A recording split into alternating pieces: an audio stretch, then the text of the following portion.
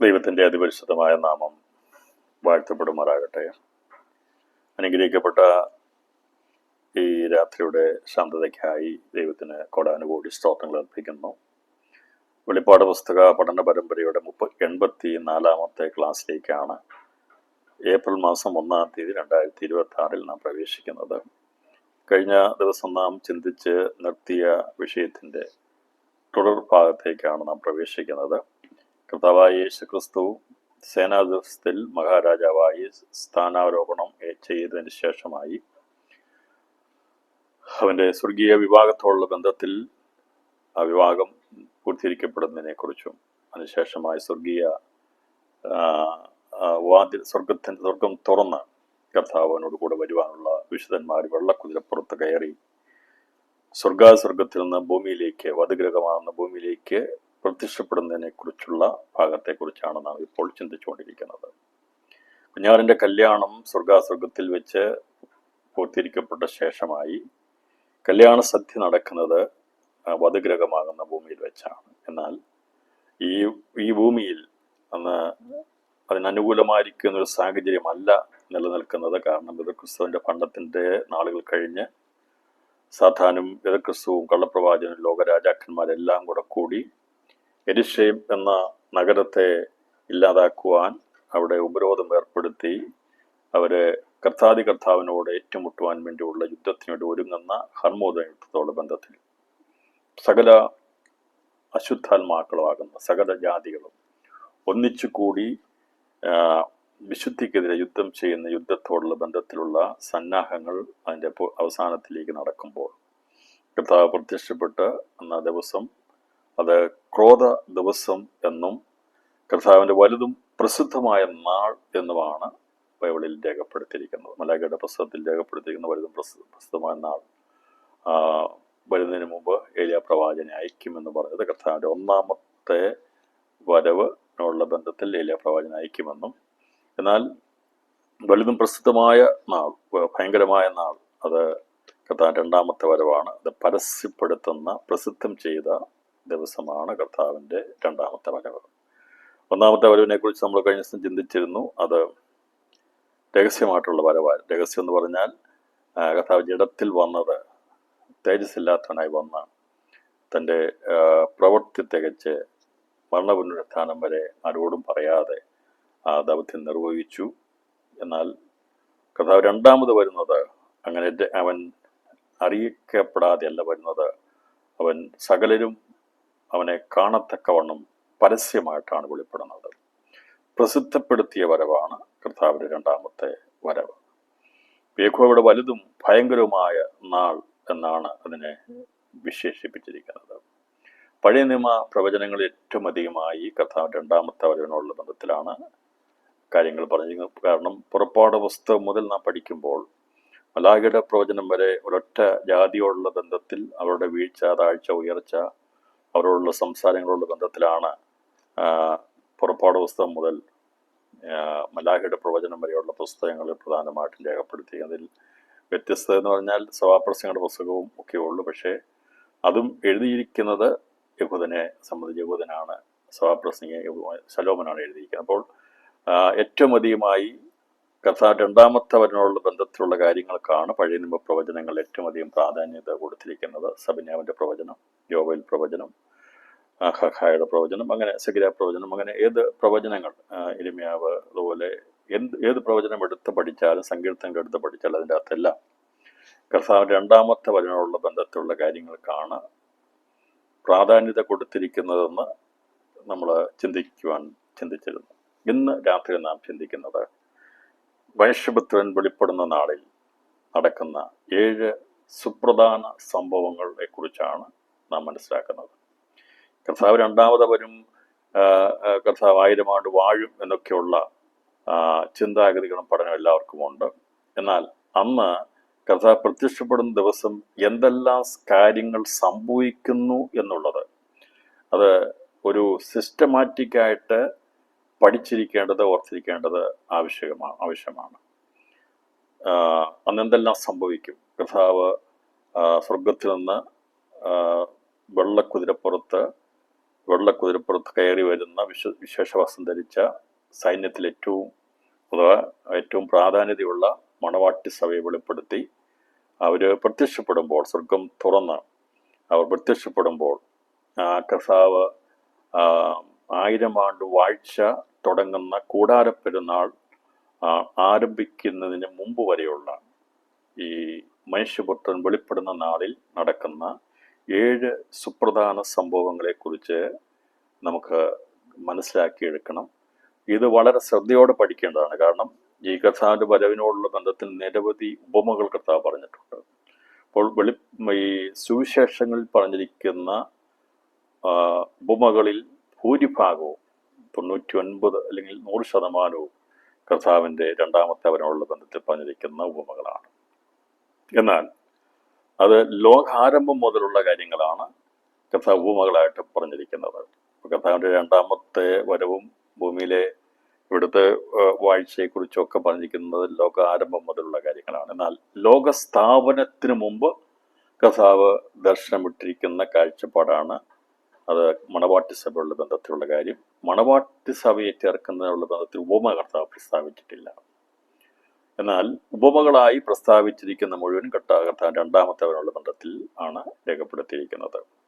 ഈ വെളിപ്പാട് പുസ്തകത്തിൽ രേഖപ്പെടുത്തിയിരിക്കുന്ന കാര്യങ്ങൾ അത് കല്യാണ സദ്യ എന്ന് പറഞ്ഞ ശേഷം എങ്ങനെ കല്യാണ സദ്യ നടത്തുമെന്ന് വെളിപ്പാട് പുസ്തകത്തിൽ പറഞ്ഞിട്ടില്ല. എന്നാൽ അത് സുവിശേഷത്തിൽ യേശു കർത്താവ് പറഞ്ഞിട്ടുണ്ട്. അപ്പോൾ ഇവിടെ പറഞ്ഞിരിക്കുന്ന കാര്യങ്ങൾ എന്തൊക്കെയാണോ വെളിപ്പാട് പുസ്തകത്തിൽ പറഞ്ഞിരിക്കുന്ന കാര്യങ്ങൾ അത് കർത്താവ് നേരത്തെ പറഞ്ഞിട്ടില്ല. എന്നാൽ സുവിശേഷത്തിൽ കർത്താവ് ലോകത്തിൽ വന്നപ്പോൾ ഒന്നാമത് പ്രസ്താവിച്ച കാര്യങ്ങൾ അത് അതിൻ്റെ സൂചന നൽകുക മാത്രമാണ് വെളിപ്പാട് പുസ്തകം നൽകിയിരിക്കുന്നത്. അത് സംബന്ധമായി പഠിക്കണമെങ്കിൽ നമ്മൾ ആ ഉപമകളെക്കുറിച്ച് പഠിക്കണം. അപ്പോൾ അതുകൊണ്ടാണ് ഇവിടെ എഴുതാത്തത്. അങ്ങനെ ഓരോ കാര്യങ്ങളും പറയുമ്പോൾ അത് ഏത് വിഷയത്തോടുള്ള ബന്ധത്തിലാണ് കർത്താവ് പറഞ്ഞിരിക്കുന്നതെന്ന് നമ്മൾ അതുമായിട്ട് ചേർത്ത് പഠിക്കണം. അപ്പോൾ വെളിപ്പാട് പുസ്തകം അതെല്ലാം രേഖപ്പെടുത്തിയിട്ടില്ല. കല്യാണ സദ്യക്ക് ക്ഷണിക്കപ്പെട്ടവർ ഭാഗ്യവാന്മാരെന്ന് പറഞ്ഞിട്ട് പിന്നെ കല്യാണ സദ്യ നടക്കുന്നതിനെ കുറിച്ച് പറഞ്ഞിട്ടില്ല. പക്ഷെ അതെങ്ങനെ നടക്കുന്നു, അന്നേരം സംഭവിക്കുന്ന കാര്യങ്ങൾ എന്തൊക്കെയാണെന്നുള്ളത് കർത്താവ് വളരെ സവിസ്തരമായിട്ട് കർത്താവ് 2000 വർഷം മുമ്പ് ലോകത്തിൽ വന്ന ഇസായിനോട് നേരിട്ട് സംസാരിച്ചിരുന്നു. അപ്പോൾ ആ ഭാഗമൊക്കെ നമ്മൾ എടുത്ത് ഇതിനോട് ചിന്തിച്ച് പഠിക്കേണ്ടത് ഉള്ളതുകൊണ്ട് വളരെ ശ്രദ്ധയോടെ പഠിക്കുന്നവർക്ക് മാത്രമേ വെളിപ്പാട് പുസ്തക പഠനത്തിൻ്റെ യഥാർത്ഥമായ കാമ്പ് മനസ്സിലാക്കിയെടുക്കാൻ കഴിയത്തുള്ളൂ. അതല്ലെങ്കിൽ പിന്നെ എന്ന് സംശയങ്ങളും ഒക്കെ ആയിരിക്കും. 10 കന്യകമാരാരാണ്, അങ്ങനെയുള്ള ചിന്തകളൊക്കെ ഉണ്ടാകും. പക്ഷെ എന്നാൽ യഥാർത്ഥത്തിൽ ഇതിനെ വേണ്ടിയതുപോലെ മനസ്സിലാക്കിയെടുക്കാമെങ്കിൽ പിന്നീട് സംശയം ഉണ്ടാകത്തില്ല. അതുകൊണ്ടാണ് ഇതിനെ സിസ്റ്റമാറ്റിക്കായിട്ട് ക്രമമായിട്ട് എന്തൊക്കെ സംഭവങ്ങൾ നടക്കുന്നു അതിനോട് ഉള്ള ബന്ധത്തിൽ ഉള്ള തെളിവുകൾ അത് കർത്താവ് ഉപമയായിട്ട് പറഞ്ഞിട്ടുണ്ടെങ്കിൽ അതെടുക്കണം. അല്ല വെളിപ്പാട് പുസ്തകം പറഞ്ഞിട്ടുണ്ട് അത് എടുത്ത് പഠിക്കണം. എവിടെയെങ്കിലും വേദപുസ്തകം പറഞ്ഞിരിക്കുന്ന ഇത് സംബന്ധമായി പറഞ്ഞിരിക്കുന്ന കാര്യങ്ങളെ വെച്ച് നമ്മൾ 7 സംഭവങ്ങളെ തെളിയിക്കുകയാണ് തുടർന്നുള്ള പഠനത്തിൽ നമ്മൾ ചെയ്യുന്നത്. അതിലെ പ്രാരംഭ സംഭവം, ഒന്നാമത്തെ സംഭവം കർത്താവ് മഹത്വത്തിൽ പ്രത്യക്ഷപ്പെടുമ്പോൾ നടക്കുന്ന ആദ്യത്തെ സംഭവം അത് ലോക അവസാനമാകുന്ന കൊയ്ത്തിൽ മനുഷ്യപുത്രൻ തൻ്റെ വൃതന്മാരെ ചേർക്കുന്നതാണ്. അത് രേഖപ്പെടുത്തിയിരിക്കുന്നത് വെളിപ്പാട് പുസ്തകം 14-ാം അധ്യായം 14 മുതൽ 16 വരെയുള്ള വാക്യങ്ങളിലാണ്. അതിനോടനുബന്ധമായി തുടർന്ന് നടക്കുന്നത് ഹർമോദോൻ യുദ്ധത്തിൽ മൃഗത്തെയും കള്ളപ്രവാചനെയും പിടിച്ചുകെട്ടി ഗന്ധകം കത്തുന്ന തീപ്പൊയിലേക്ക് ജീവനോടെ തള്ളിക്കളയുന്നതാണ്. അത് വെളിപ്പാട് പുസ്തകം 19-ാം അധ്യായം 17 മുതൽ 21 വരെയുള്ള വാക്യങ്ങളിൽ രേഖപ്പെടുത്തിയിട്ടുണ്ട്. ഇപ്പോൾ കർത്താവ് സ്വർഗത്തിൽ നിന്ന് പ്രത്യക്ഷപ്പെടുമ്പോൾ ഹർമോദ യുദ്ധത്തിനുള്ള ബന്ധത്തിലാണ് അവിടെ രേഖപ്പെടുത്തിയിരിക്കുന്നത്. ലോകാവസാനമാകുന്ന കൊയ്ത്തിൽ നടക്കേണ്ട കാര്യത്തെക്കുറിച്ച് രേഖപ്പെടുത്തിയിരിക്കുന്ന 14-ാം അധ്യായത്തിലാണ്. 14-ാം അധ്യായം വെളിപ്പാട് പുസ്തകത്തിൻ്റെ ചില പ്രധാനപ്പെട്ട സംഭവങ്ങളുടെ മുഖവരയാണ്. അപ്പോൾ അതുകൊണ്ടാണ് വെളിപ്പാട് പുസ്തകം 14-ാം അധ്യായം മുഴുവൻ നമ്മൾ പഠിപ്പിക്കാതെ അതിനോടുള്ള ബന്ധത്തിൽ ഓരോ കാര്യങ്ങൾ പഠിച്ചപ്പോൾ നമ്മൾ അത് ആ ഭാഗം എടുത്ത് പഠിച്ചത് മനസ്സിലാക്കിയത്. അപ്പോൾ അവിടെ പഠിക്കാതിരുന്ന ഭാഗമാണ് 14-ാം അധ്യായം അതിൻ്റെ 14 മുതൽ 20 വരെയുള്ള വാക്യങ്ങൾ. എന്നാൽ മനുഷ്യപുത്രൻ വെളിപ്പെടുന്ന ദിവസമുള്ള ബന്ധത്തിൽ വെളിപ്പാട് പുസ്തകം 14 മുതൽ അതിൻ്റെ 16 വരെയുള്ള വാക്യങ്ങൾ കൊയ്ത്തിനുള്ള ബന്ധത്തിൽ നമ്മൾ പഠിക്കും. 17 മുതൽ 20 വരെയുള്ള വാക്യങ്ങൾ ഈ ദിവസം നടക്കുന്ന മറ്റൊരു സംഭവത്തോട് ബന്ധത്ത് നമ്മൾ പഠിക്കുന്നതായിരിക്കും. ഇപ്പോൾ ഹർമോദ യുദ്ധത്തെക്കുറിച്ച് മൃഗത്തെയും കള്ളപ്രവാചനെയും പിടിച്ചു കെട്ടി ഗന്ധകം കത്തുന്ന തീപ്പൊയിലേക്ക് ജീവനോടെ തള്ളിക്കളയുമ്പോൾ ഹർമോദ യുദ്ധം എന്നുള്ള വിഷയം പഠിപ്പിക്കണമെങ്കിൽ അതിൽ നിരവധി പഴയ നിയമത്തിൻ്റെ പ്രവചനങ്ങളെല്ലാം കൂടി എടുത്ത് പഠിപ്പിക്കണം. ഇരമ്യാവ്, എഗസ്കേൽ പ്രവചനം, യെശയ്യാ പ്രവചനം, ഇങ്ങനെയുള്ള പ്രവചനങ്ങൾ പറഞ്ഞിരിക്കുന്ന പ്രവചനങ്ങളെല്ലാം ഹർമോദ യുദ്ധത്തെക്കുറിച്ച് പറഞ്ഞിരിക്കുന്ന കാര്യങ്ങളുണ്ട്. അതെല്ലാം കൂടി എടുത്തു വെച്ച് അത് മാത്രം ഒരു സബ്ജക്റ്റായിട്ട് പഠിപ്പിക്കണമെങ്കിൽ നമുക്ക് നിരവധി സമയം വേണ്ടി വരും. എങ്കിലും അതിന് ആവശ്യമായിരിക്കുന്ന ഹർമോദ യുദ്ധം എന്താണ് എന്നുള്ളതിനെക്കുറിച്ച് വചനാടിസ്ഥാനത്തിൽ നമ്മൾ തെളിയിക്കും. പക്ഷേ ഒരു കാര്യം മനസ്സിലാക്കണം, ഇപ്പോൾ നടക്കുന്ന യുദ്ധങ്ങളൊന്നും, യുദ്ധസന്നാഹങ്ങളൊന്നും ഹർമോദ യുദ്ധമല്ല. ഇപ്പോൾ നടക്കുന്നതാകട്ടെ, യുദ്ധശ്രുതികളാകട്ടെ, ഇതൊന്നും തന്നെ ഹർമഗദോൻ യുദ്ധത്തോടുള്ള ബന്ധത്തിലുള്ള കാര്യങ്ങളല്ല എന്നുള്ളത് ദൈവമക്കൾ പ്രത്യേകം മനസ്സിലാക്കണം. കാരണം ഹർമഗദോൻ യുദ്ധത്തിൽ നമ്മൾ ദൈവസഭ ജഡവാസികളായിട്ട് ഭൂമിയിൽ കാണത്തില്ല. നാം കർത്താവിൻ്റെ വരവെങ്കിൽ ഇവിടുന്ന് രൂപാന്തരപ്പെടുകയോ പുനരുത്ഥാനം പ്രാപിക്കുകയോ ചെയ്ത് സ്വർഗീയ ശരീര തേജസ്സുകളായി കർത്താവിനോട് പോവുകയും അവിടുന്ന് വിവാഹാനന്തരം സ്വർഗത്തിൽ നിന്ന് ഭൂമിയിലേക്ക് വരുമ്പോൾ നമ്മളോട് കൂടെ എന്ന് പറഞ്ഞാൽ തേജസ് പ്രാപിക്കുന്ന ശരീരമുള്ള ദൈവമക്കളാണ് ഈ കർത്താവിനോട് കൂടി അന്ന് യുദ്ധത്തിനായിട്ട് ഇറങ്ങി വരുന്നത്. അതുകൊണ്ട് ഹർമോദ യുദ്ധമാണ് ഇപ്പോൾ നടക്കുന്നത്, അല്ലെങ്കിൽ അതിൻ്റെ സന്നാഹമാണ് നടക്കുന്നതെന്ന് ആരെങ്കിലും പറയുകയോ പഠിപ്പിക്കുകയോ ചെയ്താൽ അത് മുഖവിലക്കെടുക്കരുത്. കാരണം അതൊന്നുമല്ല ഇപ്പോൾ നടക്കുന്ന സംഭവങ്ങൾ എന്നുള്ളത് നമ്മൾ വെളിപ്പാട് പുസ്തക പഠനത്തിൽ നിന്ന് മനസ്സിലാക്കാൻ സാധിക്കുന്നു. വെളിപ്പാട് പുസ്തകത്തിൽ പറഞ്ഞിരിക്കുന്ന ഒരു ഒറ്റ കാര്യം പോലും ഇതുവരെ നടന്നിട്ടില്ല, നടക്കത്തുമില്ല. അത് നടക്കേണ്ട സമയം ആയിട്ടില്ല. അപ്പോൾ എപ്പോഴാണത് നടക്കുന്നത്? കർത്താവിൻ്റെ മധ്യാകാശ പ്രത്യക്ഷതയ്ക്ക് ശേഷമാണ് വെളിപ്പാട് പുസ്തകത്തിൻ്റെ 4-ാം അധ്യായമുള്ള കാര്യങ്ങൾ നടക്കുന്നത്. അതുകൊണ്ട് ഇപ്പോൾ ആരെങ്കിലും ഏതെങ്കിലും ഒരു വിഷയം, എവിടെയെങ്കിലും ഒരു ചുവന്ന മഴ പെയ്യുന്ന കണ്ടിട്ടോ, അല്ലെങ്കിൽ എവിടെയെങ്കിലും ഒരു മിസൈൽ വിടുന്ന കണ്ടിട്ടോ, അല്ലെങ്കിൽ എന്തെങ്കിലും ചില അത്ഭുതങ്ങൾ കണ്ടുകൊണ്ട് അയ്യോ ഇതാ അങ്ങനെയാണ്, വെളിപ്പാട് പുസ്തകം ഇന്ന അധ്യായമാണ് എന്നൊക്കെ പറഞ്ഞൊക്കെ ആരെങ്കിലും പഠിപ്പിക്കുന്നുണ്ടെങ്കിൽ അത് തെറ്റായ ചിന്താഗതിയാണ്. അങ്ങനെ ഒരു കാര്യം അല്ല എന്നുള്ളത് രാത്രി പ്രത്യേകം മനസ്സിലാക്കണം. കാരണം നിങ്ങൾ കാലങ്ങളെയും കാലലക്ഷണങ്ങളെയും വിവേചിപ്പീൻ എന്ന് കർത്താവ് പറഞ്ഞു. കർത്താവ് യഹൂദന്മാരോട് ചോദിച്ചു, നിങ്ങൾക്ക് ആകാശം ചുമന്ന് മൂടിക്കണ്ടാൽ, രാവിലെ ആകാശം ചുമന്ന് മൂടിക്കണ്ടാൽ മഴ ഉണ്ടാകുമെന്നും വൈകുന്നേരം ആകാശം ചുമന്ന് മൂടിക്കണ്ടാൽ അത് വേനലാകുമെന്നും ഒക്കെ നിങ്ങൾക്ക് പ്രകൃതിയെ നോക്കി പ്രവചിക്കാൻ അറിയാം. എന്നാൽ നിങ്ങൾ കാലങ്ങളെ വിവേചിക്കാത്ത എന്താണെന്ന് കർത്താവ് ചോദിച്ചു. അതുകൊണ്ട് നമുക്ക് കാലങ്ങളെ വിവേചിക്കാൻ നാം പഠിക്കണം, മനസ്സിലാക്കണം. എപ്പോഴാണ് ഇത് സംഭവിക്കുന്നത് എന്നുള്ളത് ശരിയായ രീതിയിൽ മനസ്സിലാക്കിയെടുക്കണം. അത് ദൈവത്തിൻ്റെ അംബാസിഡേഴ്സായവർക്ക് മാത്രമേ അത് മനസ്സിലാക്കിയെടുക്കാൻ കഴിയത്തുള്ളൂ. നിങ്ങൾക്കറിയാമോ, ഇന്ത്യയുടെ ന്യൂക്ലിയർ ബട്ടൺ അല്ലെങ്കിൽ ന്യൂക്ലിയർ പവറുള്ള രാജ്യങ്ങളുടെ ന്യൂക്ലിയർ സിസ്റ്റം ഓപ്പറേറ്റ് ചെയ്യുന്ന ആരാണെന്നറിയാമോ? അതെപ്പോഴാണ് ഓപ്പറേറ്റ് ചെയ്യുന്നറിയാമോ? എല്ലാവരും അറിഞ്ഞിട്ടാണോ? അല്ല. അതൊക്കെ കൺട്രോൾ ചെയ്യാൻ വേണ്ടി കൺട്രോളിങ് സിസ്റ്റമുണ്ട്. അതിനെ എക്സിക്യൂട്ട് ചെയ്യുവാൻ അതിൻ്റെ പൊളിറ്റിക്കൽ ലീഡേഴ്സ് ഉണ്ട്. അങ്ങനെ സ്ട്രാറ്റജിക് ആയിട്ടുള്ള അപ്ലൈ ചെയ്യുന്ന ആൾക്കാർ, അങ്ങനെ പലവിധ കാര്യങ്ങൾ ചെയ്യാൻ വേണ്ടി പലരും അവിടെയുണ്ട്. ഞാൻ പറഞ്ഞത് അങ്ങനെ തന്ത്രപ്രധാനമായ കാര്യങ്ങളൊക്കെ ചെയ്യുമ്പോൾ അതിൻ്റെ കാര്യങ്ങൾ ചെയ്യാൻ വേണ്ടി അതിനുള്ള സിസ്റ്റംസ് ഉണ്ട്. ഇപ്പോൾ ഭൂമിയിൽ നടക്കാൻ പോകുന്ന കാര്യങ്ങളുടെ രഹസ്യങ്ങളാണ് വെളിപ്പാട് പുസ്തക പഠനത്തിലൂടെ ദൈവത്തിൻ്റെ അംബാസഡേഴ്സ് ആയിരിക്കുന്ന ദൈവമക്കളെ കർത്താവ് പഠിപ്പിക്കുന്നത്. ഇതെല്ലാവർക്കും മനസ്സിലാക്കാൻ പറ്റത്തില്ല. ഞാൻ പറഞ്ഞല്ലോ, ഇപ്പോൾ ന്യൂക്ലിയർ പവേർഡ് ആയിരിക്കുന്ന ന്യൂക്ലിയർ പവറുള്ള രാജ്യങ്ങൾക്ക് അത് എവിടെയെങ്കിലും അതിൻ്റെ സ്വിച്ച് വെച്ചിരിക്കുന്നത്. അത് ഓപ്പറേറ്റ് ചെയ്യേണ്ടത് എപ്പോഴാണ്, അത്യാവശ്യ ഘട്ടം വന്നാൽ ആരാണത് ഓപ്പറേറ്റ് ചെയ്യുന്നത്, എങ്ങനെ ചെയ്യണം എന്നുള്ളതൊന്നും എല്ലാവർക്കും പറഞ്ഞു കൊടുക്കത്തില്ല, അറിയത്തില്ല. എന്നാൽ അങ്ങനെ അതിസങ്കീർണമായിരിക്കുന്ന കാര്യങ്ങൾ അത് എങ്ങനെയാണോ ചെയ്യേണ്ടതെന്നുള്ളത് അതിന് വേണ്ടപ്പെട്ടവരാണ് കൂടി ആലോചിക്കുന്നത്. അങ്ങനെയെങ്കിൽ ദൈവം ഭൂമിയിൽ ചെയ്യാൻ പോകുന്ന സകല കാര്യങ്ങളെക്കുറിച്ചും നിത്യതയിൽ നടക്കാൻ പോകുന്ന ആരംഭ കാര്യങ്ങളെക്കുറിച്ചുമുള്ള കാര്യങ്ങൾ വെളിപ്പെടുത്തിയിരിക്കുന്നത് എല്ലാവർക്കുമല്ല. അത് ദൈവത്തോടു കൂടെ ചേരുവാൻ ആഗ്രഹിക്കുന്ന, ദൈവമായി ഈ പദ്ധതികളിൽ പങ്കാളികളാക്കി തീരാൻ വേണ്ടിയുള്ളവർക്ക് വേണ്ടിയാണ് കർത്താവ് ഇപ്പോൾ അത് വെളിപ്പെടുത്തി നൽകുന്നത്.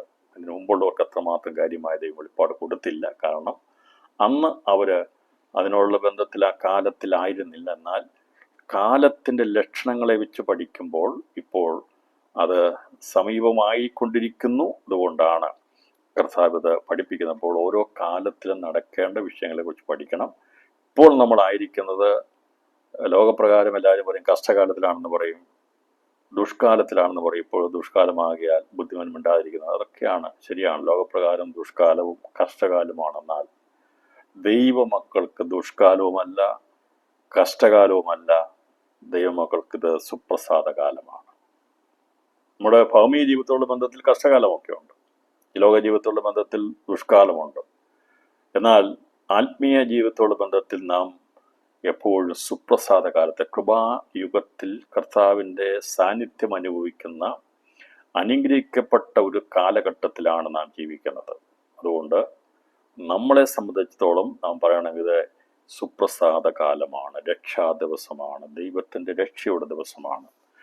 അതുകൊണ്ട് നിരാശയോടെ ലോകജീവിതത്തെ നോക്കി നിൽക്കരുത്.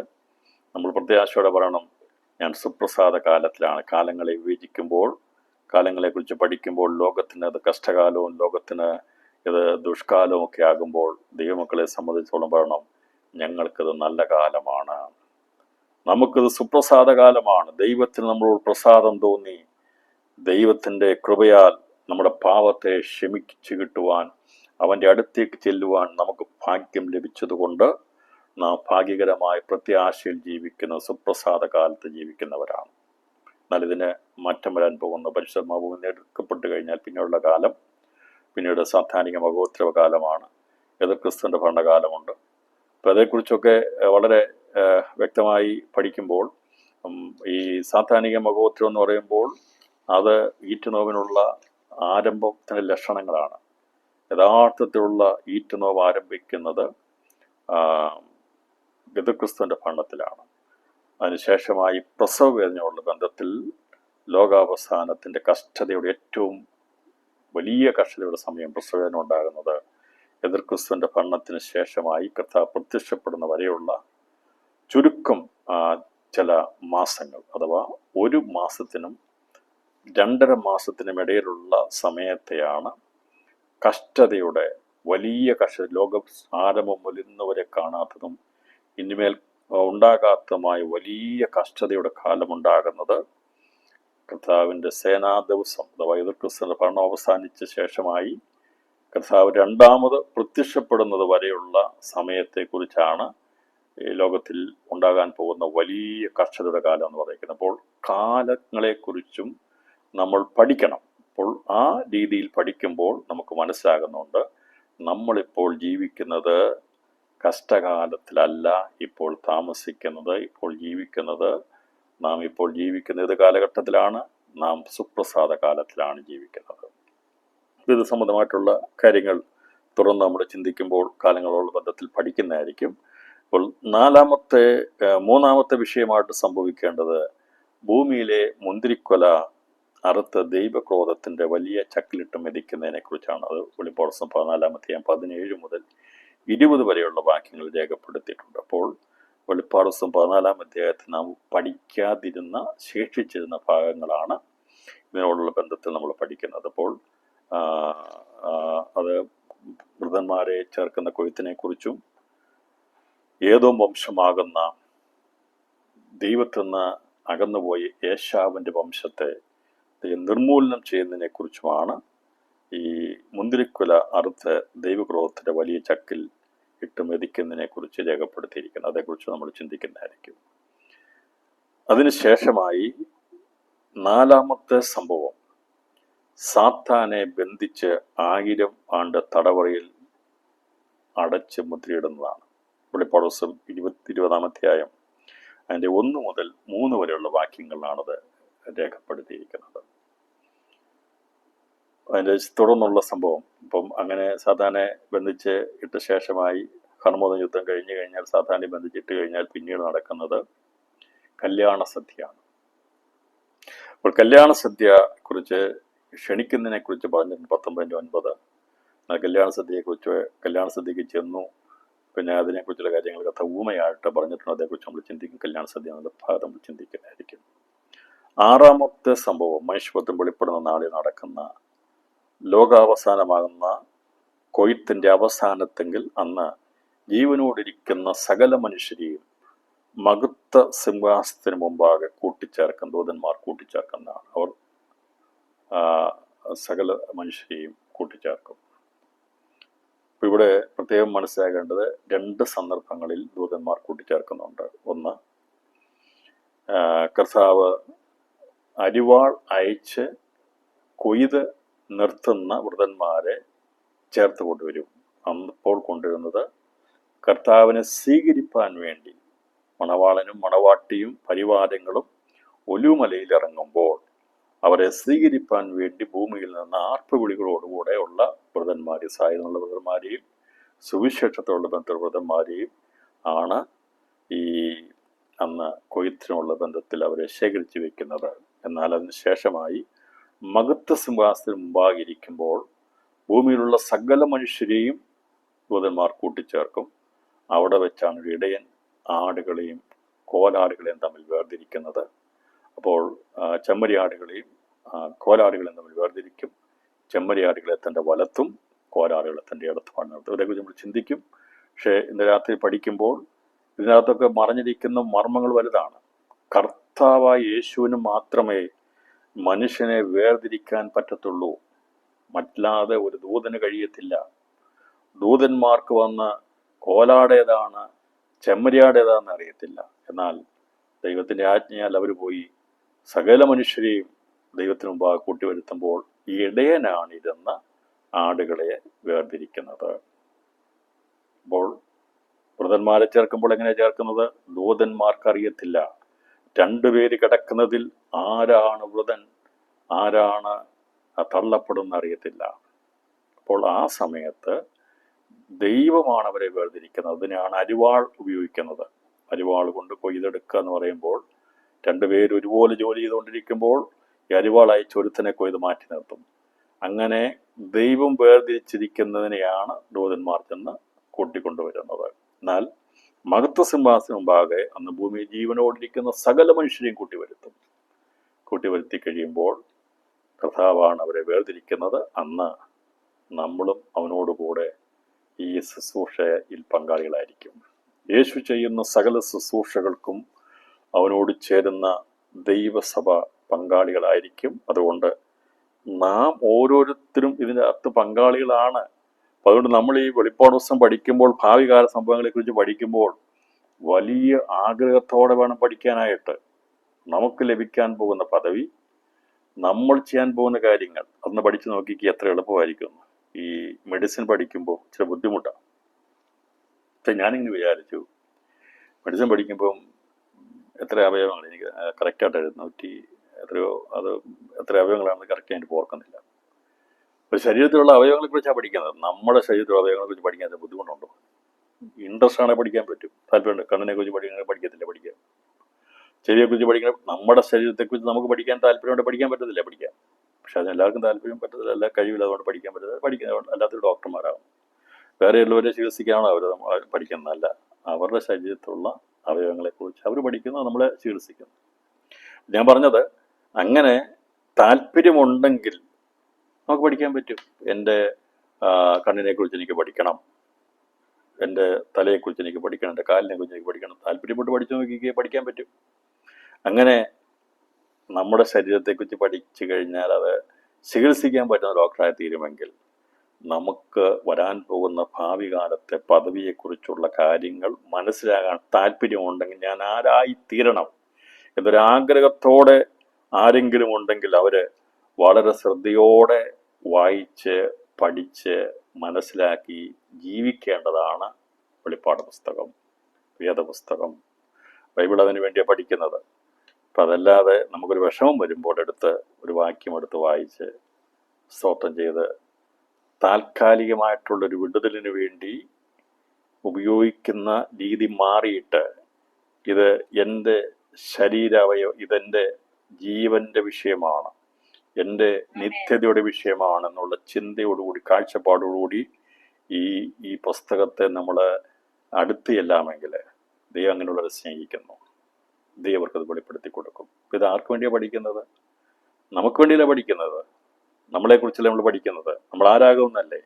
അപ്പോൾ മനുഷ്യപത്രം വെളിപ്പെടുന്ന ആളിൽ ഇതൊക്കെ സംഭവിക്കുമ്പോൾ നമ്മളതിനകത്ത് കാഴ്ചക്കാരാണോ? അല്ല, നാം അതിൽ നടത്തേണ്ടവരാണ്. ഹർമ്മഗത യുദ്ധം നടത്തേണ്ടവരാണ് നമ്മൾ. ന്യായവിധിയിൽ പങ്കാളികളായി ന്യായവിധി നടത്തേണ്ടവരാണ് നമ്മൾ. സാത്താനെ പിടിച്ചു കെട്ടുവാൻ ദൈവം കൽപ്പിക്കുമ്പോൾ അതിൽ പങ്കാളികളാകേണ്ടവരാണ്. കൊയ്ത്ത് നടക്കുമ്പോൾ, വൃതന്മാരെ ചേർക്കുമ്പോൾ, കൊയ്ത്ത് നടക്കുമ്പോൾ അതിൽ പങ്കാളികളാകുന്നു നമ്മൾ. ഇപ്പോൾ ഈ പറയുന്ന എല്ലാ കാര്യങ്ങളിലും നമ്മൾ പങ്കാളികൾ. ഇതിന് മറന്നു പോകത്തില്ല. അങ്ങനെ ചിന്തിച്ചേ. കർത്താവ് വരുമ്പോൾ സ്വർഗാസ്വർഗത്തിൽ നിന്ന് വിവാഹം കഴിഞ്ഞ് നമ്മൾ അവിടുന്ന് സ്വർഗം തുറന്ന് ഇങ്ങോട്ട് വെള്ളക്കുതിരപ്പുറത്ത് വരുമ്പോൾ നടക്കാൻ പോകുന്ന എന്തൊക്കെയാണെന്ന് ഇപ്പോൾ നമ്മളെ കർത്താവ് പഠിപ്പിക്കുകയാണ്. അതന്ന് സംഭവിക്കുമ്പോൾ ഇന്ന് പഠിച്ചതെല്ലാം നമുക്കൊന്ന് മനസ്സിലാക്കാൻ സാധിക്കും. ഇതൊക്കെയാണ് ദൈവം നമ്മളെ പഠിപ്പിച്ചത്, മനസ്സിലാക്കിയെന്നുള്ളത്. നമ്മളത് അനുഭവത്തിലേക്ക് കൊണ്ടുവരും. ഇന്ന് നാം അറിയുന്നു, എന്നാൽ അന്ന് നാം എന്ത് ചെയ്യും? അത് അനുഭവത്തിലാക്കും. ഇന്ന് നമ്മളിതൊക്കെ അറിയുകയാണ്. നല്ലത് നമ്മുടെ അനുഭവമായി തരും. ഈ വേദപുസ്തകത്തിൽ പറഞ്ഞിരിക്കുന്ന കാര്യങ്ങൾ ഇന്ന് അറിഞ്ഞോ അറിയാതെയോ ആര് ജീവിച്ചാലും ഇത് അവരുടെ ജീവിതത്തിൻ്റെ അനുഭവമായി മാറും.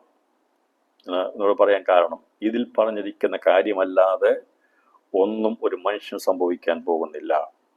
അപ്പോൾ ദൈവത്തെ അറിഞ്ഞ് അവർ ജീവിച്ചാൽ ദൈവമായിട്ട് നിത്യത്തിൽ അതിനെ അനുഭവമാക്കി ദൈവത്തോട് വാഴുവാൻ, അല്ലെങ്കിൽ ദൈവത്തോട് ജീവിപ്പാൻ, നിത്യത്തിൽ വാഴാനൊക്കെയുള്ള ഭാഗ്യം ദൈവം നൽകും.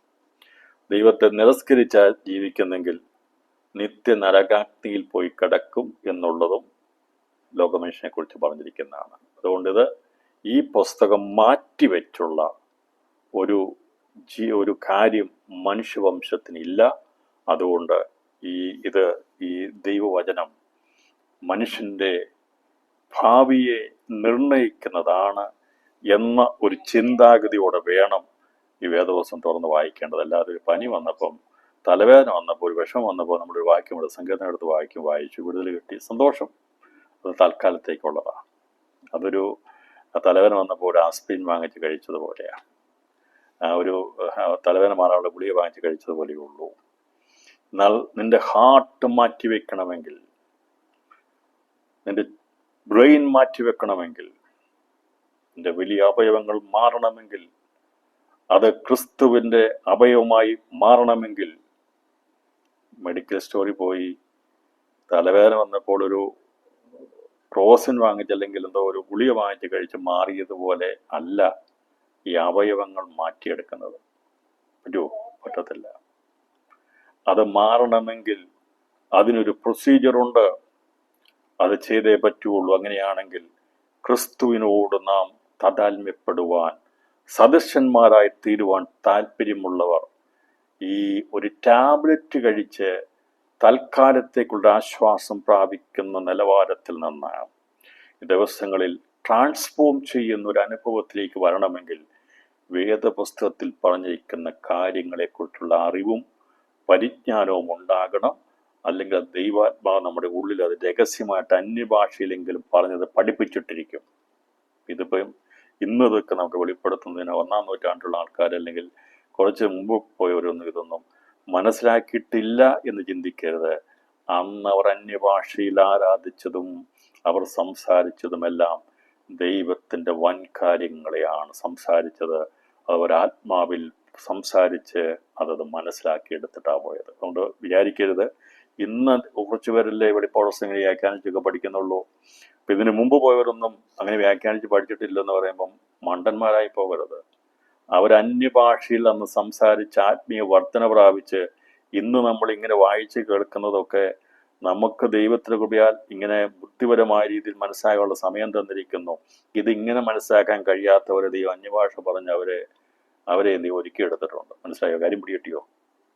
പണ്ട് നമ്മുടെ അമ്മച്ചിമാരും അപ്പച്ചന്മാരും ഒക്കെ അന്യഭാഷയിൽ അവരെപ്പോഴും സ്തോത്രം പറഞ്ഞ് നടന്നപ്പോൾ അവിടെ അകത്തെ മനുഷ്യൻ പരിജ്ഞാനം പ്രാപിക്കുകയായിരുന്നു, വളർച്ച പ്രാപിക്കുകയായിരുന്നു. അന്ന് വെളിപ്പാട് ദിവസം വായിക്കാൻ പോലും കഴിഞ്ഞ് കാണത്തില്ല, അതെല്ലാവരും കൈവച്ച് കാണത്തില്ല. പക്ഷേ അവരെ വളർത്തിയെടുത്തു. ഞാൻ പറഞ്ഞത് ദൈവത്തിന് മുഖപക്ഷമില്ല.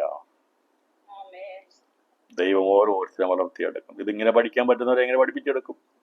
ഇങ്ങനെ പഠിക്കാൻ സാവകാശമില്ലാത്ത ആരെങ്കിലും ഒറ്റപ്പെട്ട എവിടെയെങ്കിലും ഉണ്ടെങ്കിൽ അവരെ ദൈവം അന്യഭാഷയോടെ പഠിപ്പിച്ച് സ്വർഗീയ മർമ്മങ്ങൾ അവൻ ഏത് വിധത്തിലെങ്കിലും അവനെ പഠിപ്പിച്ചെടുക്കും. അതുകൊണ്ട് നമുക്ക് ദൈവത്തിന് കൃപയാൽ ഇത് മനസ്സിലാക്കി തരുന്ന എഴുതി വെക്കുന്നത് നമുക്ക് മാത്രമല്ല, അടുത്ത തലമുറ ദൈവത്തിൻ്റെ മധ്യാകാശപ്പെടുത്തിയ ശേഷം എന്തെല്ലാം സംഭവിക്കുന്നുള്ള കാര്യങ്ങൾ ഇപ്പോൾ പഠിപ്പിക്കുകയും രേഖപ്പെടുത്തി വയ്ക്കുകയും ചെയ്യുന്നത് അത് അടുത്ത ഒരു തലമുറയ്ക്ക് പ്രയോജനപ്പെടുവാൻ വേണ്ടിയാണ്. അന്യഭാഷയിൽ മാത്രം പറഞ്ഞ് നമ്മൾ ഒരു കൂട്ടം തലമുറയങ്ങ് പോയി. പക്ഷെ ഇപ്പോൾ അങ്ങനെ അല്ലാതെ ഇത് വെളിപ്പെടുത്താൻ കാരണം എന്താണെന്നറിയാമോ? ഇനി ദൈവം അനുവദിച്ചാൽ അധികം നാളുകൾ ഉണ്ടോ എന്ന് നമുക്കറിയത്തില്ല. അതിന് മുമ്പായി ഇത് അന്യഭാഷയിൽ പറഞ്ഞ് നമുക്ക് തന്നെ ആത്മീയവർദ്ധന വരുത്തുക അല്ല, അത് ഈ ദിവസങ്ങളിൽ മറ്റുള്ള കൂടി പ്രയോജനപ്പെടുത്തക്ക രീതിയിൽ അതിനെ പഠിപ്പിച്ചെടുക്കുവാൻ വേണ്ടിയാണ് ഇപ്പോൾ വെളിപ്പാട് പുസ്തക പഠന സംബന്ധമായിട്ടുള്ള പ്രവചന പുസ്തകങ്ങളുടെ പഠന സംബന്ധമായിട്ടുള്ള ആഴമേറിയ ചിന്തകളും പഠനങ്ങളും നടത്തിക്കൊണ്ടിരിക്കുന്നത്. ഇതിന് മുമ്പുള്ളവരിത് പഠിച്ചില്ലല്ലോ എന്ന് വിചാരിച്ചുകൊണ്ടിരിക്കരുത്. ഞാൻ പറഞ്ഞല്ലോ, അന്ന് അവരെ ദൈവം അന്യഭാഷയിലൂടെ അത് പറഞ്ഞ് ആത്മാവിനെ ട്രാൻസ്ഫോം ചെയ്തു, ക്രിസ്തുവിനോട് സദൃശന്മാരാക്കി തീർത്തു. ദൈവത്തിൻ്റെ കൃപയാൽ നമുക്ക് അന്യഭാഷയിൽ നാം പ്രാർത്ഥിക്കുകയും പാടുകയും ആരാധിക്കുകയും ചെയ്യുന്നതോടൊപ്പം തന്നെ ദൈവത്തിൻ്റെ പരിശുദ്ധാത്മാവ് ബുദ്ധി കൊണ്ടുള്ള രീതിയിൽ നമ്മളെ പഠിപ്പിച്ചെടുക്കുന്നു. അതുകൊണ്ടാണ് കൊരിന്ത്യലേഖനത്തിൽ പറഞ്ഞ് ഞാൻ ബുദ്ധി കൊണ്ട് പാടും, ആത്മാവ് കൊണ്ട് പാടും. അങ്ങനെയാണെങ്കിൽ ഞാൻ ബുദ്ധി കൊണ്ട് പഠിക്കും, അതുപോലെ തന്നെ ആത്മാവ് കൊണ്ട് ഞാൻ പഠിക്കും. ദൈവത്തിൻ്റെ മർമ്മങ്ങളെ ഞാൻ എന്ത് ചെയ്യും? അന്യഭാഷയിൽ ഞാൻ പാടുമ്പോൾ, അന്യഭാഷയിൽ സംസാരിക്കുമ്പോൾ ദൈവത്തിൻ്റെ വലിയ കാര്യങ്ങളെ പ്രസ്താവിക്കുകയാണ് ചെയ്യുന്നത്. അത് പെന്തക്കോസ്ത് നാളിൽ അത് വിവർത്തനം ചെയ്യപ്പെട്ടു. അന്ന് വിവർത്തനം ചെയ്യപ്പെട്ടു. അതാണ് അവർ പറഞ്ഞു, നമ്മുടെയൊക്കെ ഭാഷയിൽ കേൾക്കുന്നില്ലോ എന്ന് പറഞ്ഞപ്പോൾ ദൈവത്തിൻ്റെ വൻകാര്യങ്ങളെയാണ് അന്ന് അവർ 170 പേര് അവിടെ കൂടി വന്നവിടെ ഭാഷയിൽ സംസാരിച്ചത്. ഈ കാലഘട്ടത്തിലും ദൈവത്തിൻ്റെ ആത്മാവ് വെളിപ്പെടുത്തരുന്ന സന്ദേശങ്ങൾ നമ്മുടെ ഭാവി സംബന്ധമായ കാര്യമായതുകൊണ്ട് അതിന് വേണ്ടതായ കരുതലും താല്പര്യവും കൊടുത്തുകൊണ്ട് ഈ പുസ്തകത്തെ നാം സമീപിച്ചാൽ, അന്വേഷിച്ച് വായിച്ചാൽ, ജാഗ്രതയോടെ നാം ആഗ്രഹിച്ചാൽ, കർത്താവ് പറഞ്ഞു, കണ്ടെത്താൻ സാധിക്കും. നിന്റെ ഹൃദയം ഇരിക്കുന്നത് നിന്റെ നിശ്ചയമുള്ളിടത്താണ്. അപ്പോൾ ഈ ദിവസങ്ങളിൽ നമ്മൾ ആകുവാൻ താല്പര്യമുള്ള പ്രിയപ്പെട്ടവർ, കർത്താവിനോട് സദൃശമായി തീരുവാൻ താല്പര്യമുള്ളവർ ഈ പഠനത്തിൽ നിന്ന് പുറകോട്ട് മാറരുത്. വേദപുസ്തക പഠനത്തിൽ നിന്ന് മാറരുത്. ഒരുക്കപ്പെടണം, ഒരുങ്ങണം. നീ സാഹചര്യമില്ലെങ്കിൽ ദൈവം അവരെ അന്യഭാഷയിൽ ഒരുക്കിയെടുക്കുകയും ചെയ്യുമെന്നുള്ളത് ഓർക്കുക. 7ാമത്തെ സംഭവമാണ് മഹത്വത്തിൻ്റെ സിംഹാസനത്തിന് മുമ്പിലുള്ള ന്യായവിധിയും സഹസ്രാർത്ഥ വാഴ്ചയുടെ ആരംഭവും. ഇദ്ദേഹത്തെ സംബന്ധിച്ച് വായിക്കുമ്പോൾ ന്യായവിധി എന്ന് പറയുമ്പോൾ അന്ന് ജീവനുള്ളവരുടെ ന്യായവിധിയാണ് നടക്കുന്നത്. ഇപ്പോൾ ജീവനുള്ള ന്യായം എന്ന് പറയുമ്പോൾ എല്ലാവർക്കും അത് മനസ്സിലാകത്തില്ല. കണ്ടിരിക്കുന്നതും കേട്ടതും എല്ലാം നമ്മളിത് ഓരോന്നും പഠിക്കേണ്ട സമയത്ത് പഠിക്കേണ്ട. പക്ഷേ ഞാൻ ആമുഖം വിട്ടു പോകുന്നത് ഇതിൻ്റെ ഉൾക്കാമ്പ് മനസ്സിലാകാൻ വേണ്ടിയാണ്. നമ്മൾ 2 ന്യായവിധിയെക്കുറിച്ച് പറഞ്ഞു. ഒന്ന് മഹത്വ സിംഹാസനം ഭാഗമുള്ള ന്യായവിധി, അന്ത്യന്യായവിധി. 2 വെള്ള സിംഹാസനം ഭാഗമുള്ള അന്ത്യന്യായവിധി. എന്നാൽ അന്ത്യന്യായവിധിയുടെ ബന്ധത്തിൽ കർത്താവ് പ്രത്യക്ഷപ്പെടുമ്പോൾ അന്ത്യന്യായവിധി തുടങ്ങുന്നു. ജീവനോട് അന്ത്യന്യായവിധി തുടങ്ങുന്നതിൻ്റെ ഘട്ടങ്ങൾ നമുക്ക് ശരിക്കും പഠിച്ചു കഴിഞ്ഞാൽ, ഒന്ന്, ആദ്യമായി ന്യായവിധിക്കപ്പെടുന്നത് മഹത്വസിംഹാസനം ഭാഗ്യമല്ല, യുദ്ധത്തിൻ്റെ യുദ്ധത്തിൻ്റെ യുദ്ധ ഫീൽഡിൽ വെച്ച് ഈ നമുക്ക് പറയാമല്ലോ, ജഡ്ജസ് എവിടെയുണ്ടോ അതവിടം കോടതിയാണ്. അപ്പോൾ സിംഹാസനം ഇടുന്നതിന് മുമ്പ് തന്നെ, ഇരിക്കുന്നതിന് മുമ്പ് തന്നെ യുദ്ധ ഫീൽഡിൽ വെച്ച്, യുദ്ധസ്ഥലത്ത് വെച്ച് ദൈവം എതിർക്രിസ്തവരെയും കള്ളപ്രവാചകൻ ജീവനോടെ പിടിച്ചു കെട്ടി നിത്യനരകാഗ്നിയിലേക്ക് തള്ളിയിടുന്നതോടുകൂടി അന്ത്യ ന്യായവിധി ആരംഭിക്കുകയാണ്. അപ്പോൾ അന്ത്യന്യായവിധി എപ്പോഴാരംഭിക്കുന്നത്? അന്ത്യന്യായവിധി ആരംഭിക്കുന്നത്, ജീവനോടിരിക്കുന്നവരുടെ അന്ത്യന്യായവിധി ആരംഭിക്കുന്നത് കർത്താവിൻ്റെ 2ാമത്തെ വരവെങ്കിൽ അത് യുദ്ധത്തിലാണ് അതിന് സ്റ്റാർട്ട് ചെയ്യുന്നത്. നിത്യനരകാഗ്നിയിലേക്ക് ആരും ഇതുവരെ പോയിട്ടില്ല. ഒറ്റ സൃഷ്ടി പോലും പോയിട്ടില്ല. പിശാചിനും അവൻ്റെ ദൂതന്മാർക്കും വേണ്ടിയാണ് ദൈവം ഗന്ധകം കത്തുന്ന നരകാഗ്നി ഉണ്ടാക്കിയിട്ടിരിക്കുന്നത്. എന്നാൽ അതിൽ ആദ്യമായി എത്തിച്ചേരുന്ന ഇരകൾ ക്രിസ്തുവും കള്ളപ്രവാചകന്മാരും. അതിനുശേഷം അന്ത്യന്യായവിധിയെക്കുറിച്ച് നമ്മൾ ചിന്തിക്കുമ്പോൾ കല്യാണ വസ്ത്രം ധരിക്കാത്തവരെ പിടിച്ച് അഗ്നിനരകത്തിലേക്ക് തള്ളിക്കളയുന്നുണ്ട്. പിന്നീട് നമുക്ക് ഇടത്തുള്ളവരെ നിത്യനരകാഗ്നിയിലേക്ക് തള്ളിക്കളയുന്നതിനെ കുറിച്ചും കാണാൻ സാധിക്കുന്നു. അപ്പോൾ അന്ത്യന്യായവിധി ജീവനോടിരിക്കുന്നവരുടെ അന്ത്യന്യായവിധിയാണ്. എന്നാൽ അതിനുശേഷമായുള്ള ന്യായവിധിയെക്കുറിച്ച് പറയുമ്പോൾ മരിച്ചുപോയ ഒരൊറ്റ വ്യക്തി പോലും കർത്താവിന്റെ രണ്ടാമത്തെ വരവെങ്കിൽ പുനരുത്ഥാനം പ്രാപിക്കുന്നില്ല. ഞാൻ പറഞ്ഞല്ലോ, കർത്താവിന്റെ രണ്ടാമത്തെ വരവെങ്കിൽ മഹത്വ സിംഹാസനത്തിന് മുമ്പാകെയോ അല്ലെങ്കിൽ അതിനു മുമ്പ് യുദ്ധത്തിലോ മറ്റുള്ള കാര്യങ്ങളോ മരിച്ചു പോകുന്ന ആരും തന്നെ അന്ന് അന്ന് പുനരുത്ഥാനം പ്രാപിക്കുന്നില്ല. ദുഷ്ടനുമില്ല, നീതിമാനുമില്ല. അന്ന് ജീവനോടിരിക്കുന്നവരെ മാത്രമാണ് വിധിക്കുന്നത്. അതേക്കുറിച്ച് നമ്മൾ കുറച്ചും കൂടെ നമ്മൾ ആഴമായി പഠിക്കും. സമാധാന വിഷയം പഠിക്കും. ഇപ്പം ഞാനൊരു ഇൻട്രോഡക്ഷൻ ഇട്ടിരുന്നത് പിന്നീട് അത് പഠിക്കുമ്പോൾ അത് ഓർത്തെടുക്കാൻ വേണ്ടിയാണ് ഇത് ഇത്രയും പറഞ്ഞു പോകുന്നത്. അല്ല, ഞാൻ ഈ ഹെഡിങ് പറഞ്ഞിട്ടങ്ങ് ഓരോന്നങ്ങ് എടുത്ത് പഠിപ്പിച്ചാൽ മതി. പക്ഷെ ഇതൊരു ആഗ്രഹം ജനിപ്പിക്കുകയാണ്. ഇന്ന കാര്യങ്ങളാണ് നമുക്ക് ഉള്ളത്, ഇന്ന കാര്യങ്ങൾ സംശയം ഉണ്ടാകണം. അപ്പം അതിൻ്റെ സംശയം മാറണമെങ്കിൽ ഇപ്പോൾ സംശയം ഉണ്ടാകുന്ന കാര്യങ്ങൾ അത് പഠിക്കുമ്പോൾ മനസ്സിലാക്കി കിട്ടും. അതുകൊണ്ടാണ് ഞാൻ ആമുഖമായിട്ട് ചില കാര്യങ്ങൾ പറഞ്ഞു പോകുന്നത്. ഈ ജീവനിലൂടെ അന്ത്യന്യായവിധിയെക്കുറിച്ചൊക്കെ പറയുമ്പോൾ അത് നടക്കുന്ന കൂടിയാണെന്നൊക്കെയുള്ള ജസ്റ്റ് ഒരു ചിന്ത മനസ്സിൽ വരുമ്പോൾ അത് മനസ്സിലാകും. ഇനി നിങ്ങൾ പിക്ചറുകളിലോ വരകളിലോ ഒക്കെ കണ്ടിരിക്കുന്ന ഒരു പക്ഷേ കർത്താവിന്റെ രണ്ടാമത്തെ വരവെങ്കിൽ കാഹളം മോദി ദൂതന്മാർ പോകുന്നതും ആൾക്കാരെ രണ്ടുപേര് വെച്ചെടുക്കുമ്പോൾ എഴുന്നേൽക്കുന്നതും അതുപോലെ തന്നെ ട്രെയിൻ ആക്സിഡന്റും തീകത്തി മറിയുന്നതും ഒക്കെ കാണിച്ചിട്ടുണ്ട്. പക്ഷേ ഒരൊറ്റ കല്ലറ പോലും അന്ന് തുറക്കത്തില്ല. മരിച്ചുപോയ ഒരൊറ്റ വ്യക്തി പോലും കർത്താവിന്റെ രണ്ടാമത്തെ വരവിൽ കർത്താവ് ഭൂമിയിൽ പ്രത്യക്ഷപ്പെടുമ്പോൾ വരത്തില്ല. ആ പുനരുത്ഥാനങ്ങൾ, വിശുദ്ധന്മാരുടെ പുനരുത്ഥാനങ്ങൾ, സ്വർഗീയശരീരത്തെ യേശു പ്രാപിക്കുന്നവരുടെ പുനരുത്ഥാനം പൂർത്തീകരിക്കപ്പെടുന്ന ഒന്നാമത്തെ പുനരുത്ഥാനത്തോടു കൂടിയാണ്. ഒന്നാമത്തെ പുനരുത്ഥാനം കഴിഞ്ഞാൽ പിന്നീട് നടക്കുന്ന പുനരുത്ഥാനം 1000 ആണ്ട് കഴിഞ്ഞിട്ടേ നടക്കുകയുള്ളൂ എന്നുള്ളത് വെളിപ്പാട് പുസ്തകം 20-ാം അധ്യായം അതിൻ്റെ 5-ാം വാക്യത്തെ അടിസ്ഥാനമാക്കി തറപ്പിച്ചു പഠിപ്പിക്കുകയാണ്. അതിനെ ആർക്കും ഖണ്ഡിക്കാൻ കഴിയാത്ത വിധത്തിൽ വചനത്തിന്റെ അടിസ്ഥാനത്തിൽ പഠിപ്പിക്കുമ്പോൾ പിന്നീട് സംശയങ്ങൾക്കൊന്നും ഒരു സാധ്യതകളുമില്ല. വേദപുസ്തകത്തിന്റെ ആധികാരികതയിൽ പറഞ്ഞു കഴിഞ്ഞാൽ സങ്കല്പങ്ങൾക്ക് അവിടെ സ്ഥാനമില്ല.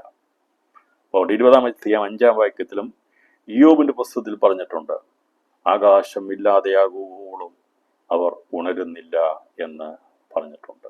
അപ്പോൾ ആകാശം ഇല്ലാതെയാകുവോളം ഉണരുന്നില്ല. ആകാശവും ഭൂമിയും ഓടിപ്പോയതിനു ശേഷമാണ് വെള്ളസിംഹാസനം മുമ്പായുള്ള ഒടുക്കത്തെ നാളിലെ ന്യായവിധി. ഒടുക്കത്തെ നാളിലെ ന്യായവിധിയിൽ അന്ന് ജീവനോടിരിക്കുന്ന ഒരൊറ്റ വ്യക്തി പോലുമല്ല, മരിച്ചുപോയ സകലരുടെയും ന്യായവിധിയാണ് ഒടുക്കത്തെ നാളിലെ ന്യായവിധി. രണ്ടും ഒന്നുകൂടെ ഞാൻ പറയാം. കർത്താവിന്റെ രണ്ടാമത്തെ വരവെങ്കിൽ മരിച്ചുപോയ ഒരൊറ്റ മനുഷ്യൻ പോലും അന്ത്യന്യായവിധിയിൽ മഹത്വസിംഹാസനം മുമ്പാകെയോ കർത്താവ് രണ്ടാമത്തെ വരവിലോ നിത്യനരകാഗ്നിയിലേക്ക് വന്ന് ജീവനോടിരിക്കുന്ന അന്ന് കൊയ്ത്തിൽ നടക്കുമ്പോൾ പതിരുകളെ മാത്രമാണ് ദൈവം നരകാഗ്നിയിലേക്ക് തള്ളിക്കളയുന്നത്. എന്നാൽ ഒടുക്കത്തെ നാളിൽ ജീവനോടിരിക്കുന്ന ഒരൊറ്റ വ്യക്തി പോലും ഒന്ന് കാണത്തില്ല. എല്ലാം മരിച്ചുപോയ സകലരുമാണ് ആ ബാലം അവിടെ വരുന്നത്. അപ്പോൾ ഇതിന്റെ തെളിവായിട്ട് വെളിപ്പാട് 20-ാം അധ്യായം 5-ാം വാക്യം പറഞ്ഞിരിക്കുന്നത് വായിക്കുന്ന ഇപ്രകാരം, മരിച്ചവരിൽ ശേഷമുള്ളവർ, അഥവാ അതിന് മോളി വായിക്കണം. അത് വെളിപ്പാട് 20-4-ാം വാക്യത്തെ പറയും, ഒന്നാമത്തെ പുനരുത്ഥാനം. എതിർ ക്രിസ്തുവിന്റെ സമയത്ത് രക്തസാക്ഷികളാകുന്ന തലഛേദിക്കപ്പെട്ട് മരിക്കുന്ന സഹഭൃത്യന്മാരും സഹോദരർ പദവിയിലുള്ളവരും അവരുടെ പുനരുത്ഥാനം കഴിഞ്ഞു കഴിഞ്ഞാൽ പിന്നീട് 5-ാമത്തെ വാക്യം വളരെ വ്യക്തമായി പഠിപ്പിച്ചിരിക്കുന്നു, മരിച്ചവരിൽ ശേഷമുള്ളവർ ആരും 1000 ആണ്ട് കഴിയുവോളം ജീവിച്ചില്ല. ഇതൊന്നാമത്തെ പുനരുത്ഥാനം. ഇതൊന്നും ആരും ശ്രദ്ധിക്കത്തില്ല. വായിച്ചു വിടും, പക്ഷെ ശ്രദ്ധിക്കുകയില്ല.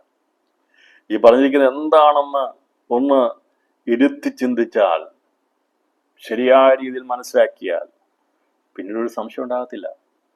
അപ്പം അതുകൊണ്ടാണ് അതിനെ വളരെ വ്യക്തമായി പഠിക്കും. ഒരൊറ്റ വാക്യം ഇങ്ങനെ പറഞ്ഞിരിക്കുന്നത്,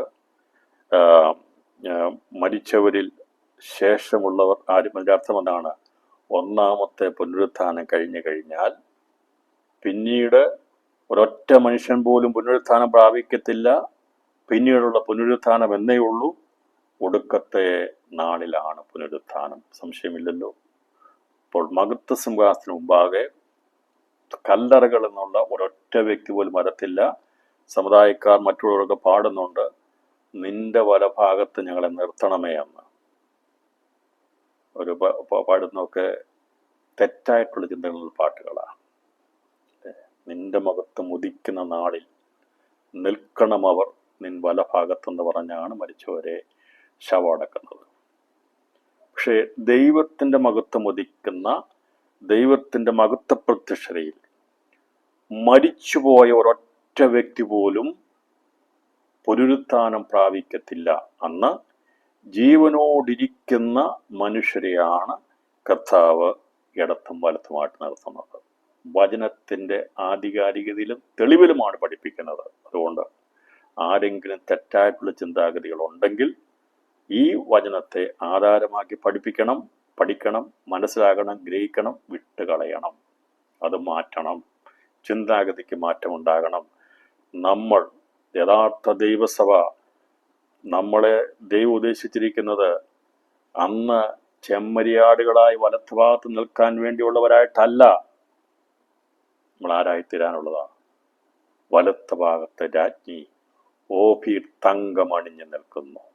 45-ാം സങ്കീർത്തനത്തിലെ ആ മണവാട്ടിയാകാനുള്ള പദവിയാണ് ഇങ്ങനെയുള്ള പാരമ്പര്യങ്ങളെന്നൊക്കെ ജാതീയ പശ്ചാത്തലങ്ങളെന്ന് വേർതിരിച്ച ദൈവമക്കൾക്ക് പറയാൻ സാധിക്കും, എനിക്ക് അന്ന് ഈ വലത്ത് ഭാഗത്ത് നിൽക്കുന്ന ചെമ്മരിയാടുകളുടെ പദവിയിലേക്കല്ല ഞാൻ ആഗ്രഹിക്കുന്നത്.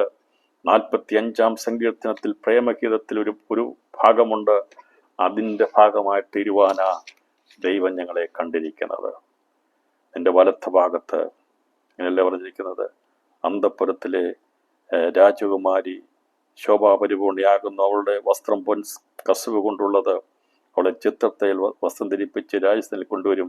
അവിടെ തോഴിമാരായി കൂടെ നടക്കുന്ന കന്യകമാരെയും നിന്റെ അടുക്കൽ കൊണ്ടുവരും എന്നൊക്കെ പറഞ്ഞിട്ടുണ്ട് അവിടെ. അപ്പോൾ ഇതിനെക്കുറിച്ച് പറഞ്ഞിരിക്കുന്നത് ദൈവത്തിൻ്റെ മണവാട്ടി പദത്തിലേക്ക് എത്തുവാൻ വേണ്ടിയാണ് കർത്താവ് നമ്മെ കണ്ടിരിക്കുന്നത്. വലത്ത് ഭാഗത്ത് രാജ്ഞി ഓഫീർ തങ്കമണിഞ്ഞു നിൽക്കുന്നു എന്നുള്ളത് ഇതിനകത്ത് രേഖപ്പെടുത്തിയിട്ടുണ്ട്.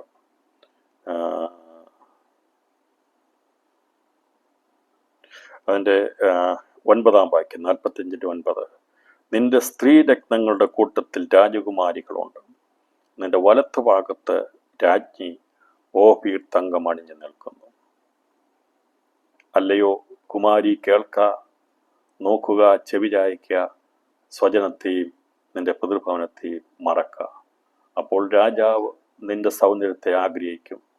അവൻ നിന്റെ നാഥനല്ലോ, നീ അവനെ നമസ്കരിച്ചു കൊള്ളുക. അപ്പോൾ പിതൃഭവനത്തെയും സ്വജനത്തെയും ഒക്കെ മറന്ന് ഇറങ്ങിത്തിരിച്ച ദൈവമക്കൾ വലത്ത് ഭാഗത്ത് നിൽക്കുന്ന ചെമ്മരിയാടുകളായി തീരാനല്ല നമ്മെ ദൈവം കണ്ടിരിക്കുന്നത്. അവൻ്റെ വലത്ത് ഭാഗത്ത് രാജ്ഞിയായി ഓഫീർ തങ്കമണിഞ്ഞു നിൽക്കുന്ന വലിയ പദവിയാണ് മണവാട്ടി സഭയ്ക്കുള്ളത്. 45-ാം സങ്കീർത്തനം. അതുകൊണ്ട് ഈ ഒരു ആഗ്രഹം ഉണ്ടാകണം. എന്തെങ്കിലുമൊക്കെ ദാനധർമ്മമൊക്കെ ചെയ്യുന്നത് ഞാനതേക്കുറിച്ച് പഠിപ്പിക്കാം. ദൈവനെച്ചാൽ കർത്താവിൻ്റെ മഹത്വ പ്രത്യക്ഷതയിൽ ചിലർ ധാരണ ചാരിറ്റിയൊക്കെ ചെയ്യുന്നതിന് വേണ്ടിയാണ്. ഈ ചെറിയൊരാൾക്ക് എനിക്ക് ചെയ്തു എന്നൊക്കെ പറഞ്ഞ് ഒക്കെ ചെയ്യുന്ന കാര്യം. പക്ഷേ അങ്ങനെ ഒക്കെ ഉള്ളത് പറഞ്ഞ് അത് എന്താണെന്നുള്ളത് പഠിക്കും. ഇപ്പം നമ്മളെല്ലാവരെ സഹായിക്കുന്നോ അല്ലെങ്കിൽ കൊടുക്കുന്നോ വലത്ത് ഭാഗത്ത് ഈ പറയുന്ന ചെമ്മരിയാട് നിൽക്കാൻ വേണ്ടിയാണോ? അല്ല, നമ്മളങ്ങനെ കൊടുക്കുന്നവരല്ല. ഏറ്റവും വലിയ പ്രവൃത്തി എന്നുള്ളത് ഒരു സോപ്പ് കൊടുക്കുന്നതോ, ഒരു കുഷ്ഠരോഗി എടുത്ത് കഴുകുന്നതോ, അല്ലെങ്കിൽ അവരെ ആഹാരം കൊടുക്കുന്നതോ, അനാഥന്മാരെ നോക്കുന്നതോ, ഒരുപക്ഷെ ലോകത്തിൻ്റെ ദൃഷ്ടി വലുതായിരിക്കാം, അത് വലിയ കാര്യമാണ്, നല്ലൊരു ശുശ്രൂഷ. എന്നാൽ അതിനേക്കാൾ ശ്രേഷ്ഠകരമായ ശുശ്രൂഷ എന്താണെന്ന് ചോദിച്ചാൽ, പാപത്തിന്റെ കുഷ്ഠം നിറഞ്ഞ ഒരു മനുഷ്യനെ അവന്റെ പാപത്തിന്റെ കുഷ്ഠത്തിൽ നിന്ന് മാറ്റുവാൻ വേണ്ടി കുഞ്ഞാടിന്റെ രക്തത്തിന്റെ ശക്തിയാകുന്ന സുവിശേഷം അറിയിക്കുന്നതാണ് ലോകത്തിലെ ഏറ്റവും വലിയ ശുശ്രൂഷ. അതാണ് ഏറ്റവും വലിയ ശുശ്രൂഷ. അതാണ് ദൈവസഭ ചെയ്യുന്നത്. മനസ്സിലായോ? അനാഥാലയം നടത്തുക, അത് വേണം, അതൊക്കെ ആവശ്യമാണ്. നമ്മളതിനെ പ്രാർത്ഥിക്കുന്നു, അത് ചെയ്യണം, ആവശ്യമാണ്. എന്നാൽ ദൈവസഭകൾ എന്തുകൊണ്ട് അനാഥാലയം നടത്തുന്നില്ല, നിങ്ങൾ എന്തുകൊണ്ട് ചാരിറ്റി പ്രവർത്തനം മുമ്പിൽ വരുന്നില്ല എന്ന് ചോദിക്കുമ്പോൾ, കർത്താവ് നമ്മളോട് ചാരിറ്റി പ്രവർത്തനം നടത്താനല്ല പറഞ്ഞത്. കർത്താവ് എന്താ പറഞ്ഞറിയോ? നിങ്ങൾ പോയി ലോകത്തെല്ലായിടത്തും സുവിശേഷം അറിയിച്ച് പിതാവിൻ്റെയും പുത്രൻ്റെയും പരിശുദ്ധാത്മാവിൻ്റെ നാമത്തിൽ സ്നാനപ്പെടുത്തി സകലജാതികളെയും എൻ്റെ ശിഷ്യരാക്കാൻ വേണ്ടിയുള്ള ജോലിയാണ് ദൈവസഭയ്ക്ക് തന്നിരിക്കുന്നത്. അതാണ് ദൈവമക്കൾ ചെയ്യേണ്ടത്. ബാക്കിയുള്ള ഉപകാരങ്ങൾ ചെയ്യത്തില്ലെന്നല്ല, നാം ചെയ്യുന്നത് ആരും അറിയരുത്. നമ്മൾ എന്തെങ്കിലും ചെയ്യുന്നത് ആരെയെങ്കിലും വിശ്വാസത്തിൽ കൊണ്ടുവരാൻ വേണ്ടിയല്ല. നമ്മൾ ചെയ്യണം. ആവശ്യമുള്ള പ്രയാസമുള്ളവനെ കാണുമ്പോൾ, തണുപ്പില്ലാത്തൊരുവനെ കാണും, തണുപ്പുള്ള അവസ്ഥയിൽ കമ്പിളിയില്ലാത്തൊരുത്തിനെ കാണുമ്പോൾ ഞാൻ പ്രാർത്ഥിച്ചു കൊള്ളാമെന്ന് പറഞ്ഞ് പോരുകയല്ല ചെയ്യേണ്ടത്. അവിടെ ആരും അറിയാതെ അവന് വേണ്ട തണുപ്പ് മാറ്റാനുള്ളത് കൊടുത്തിരിക്കണം. ആഹാരമില്ലാത്തൊരുവന്റെ അടുത്ത് സുവിശേഷം അറിയിക്കാൻ പോയാൽ കയ്യിൽ കാശുണ്ടെങ്കിൽ ആരും അറിയാതെ രഹസ്യമായിട്ട് കൊടുത്തിരിക്കണം. അതാണ് സുവിശേഷ പ്രവർത്തനം. അതാണ് ദൈവസഭയ്ക്ക് തന്നിരിക്കുന്ന ദൗത്യം. എന്തെങ്കിലും ചെയ്യണമെങ്കിൽ ആൾക്കാരെ മുഴുവൻ വിളിച്ചുകൂട്ടി പരസ്യമായി കൊടുക്കുന്നതല്ല കർത്താവ് പറഞ്ഞ മാധ്യമം.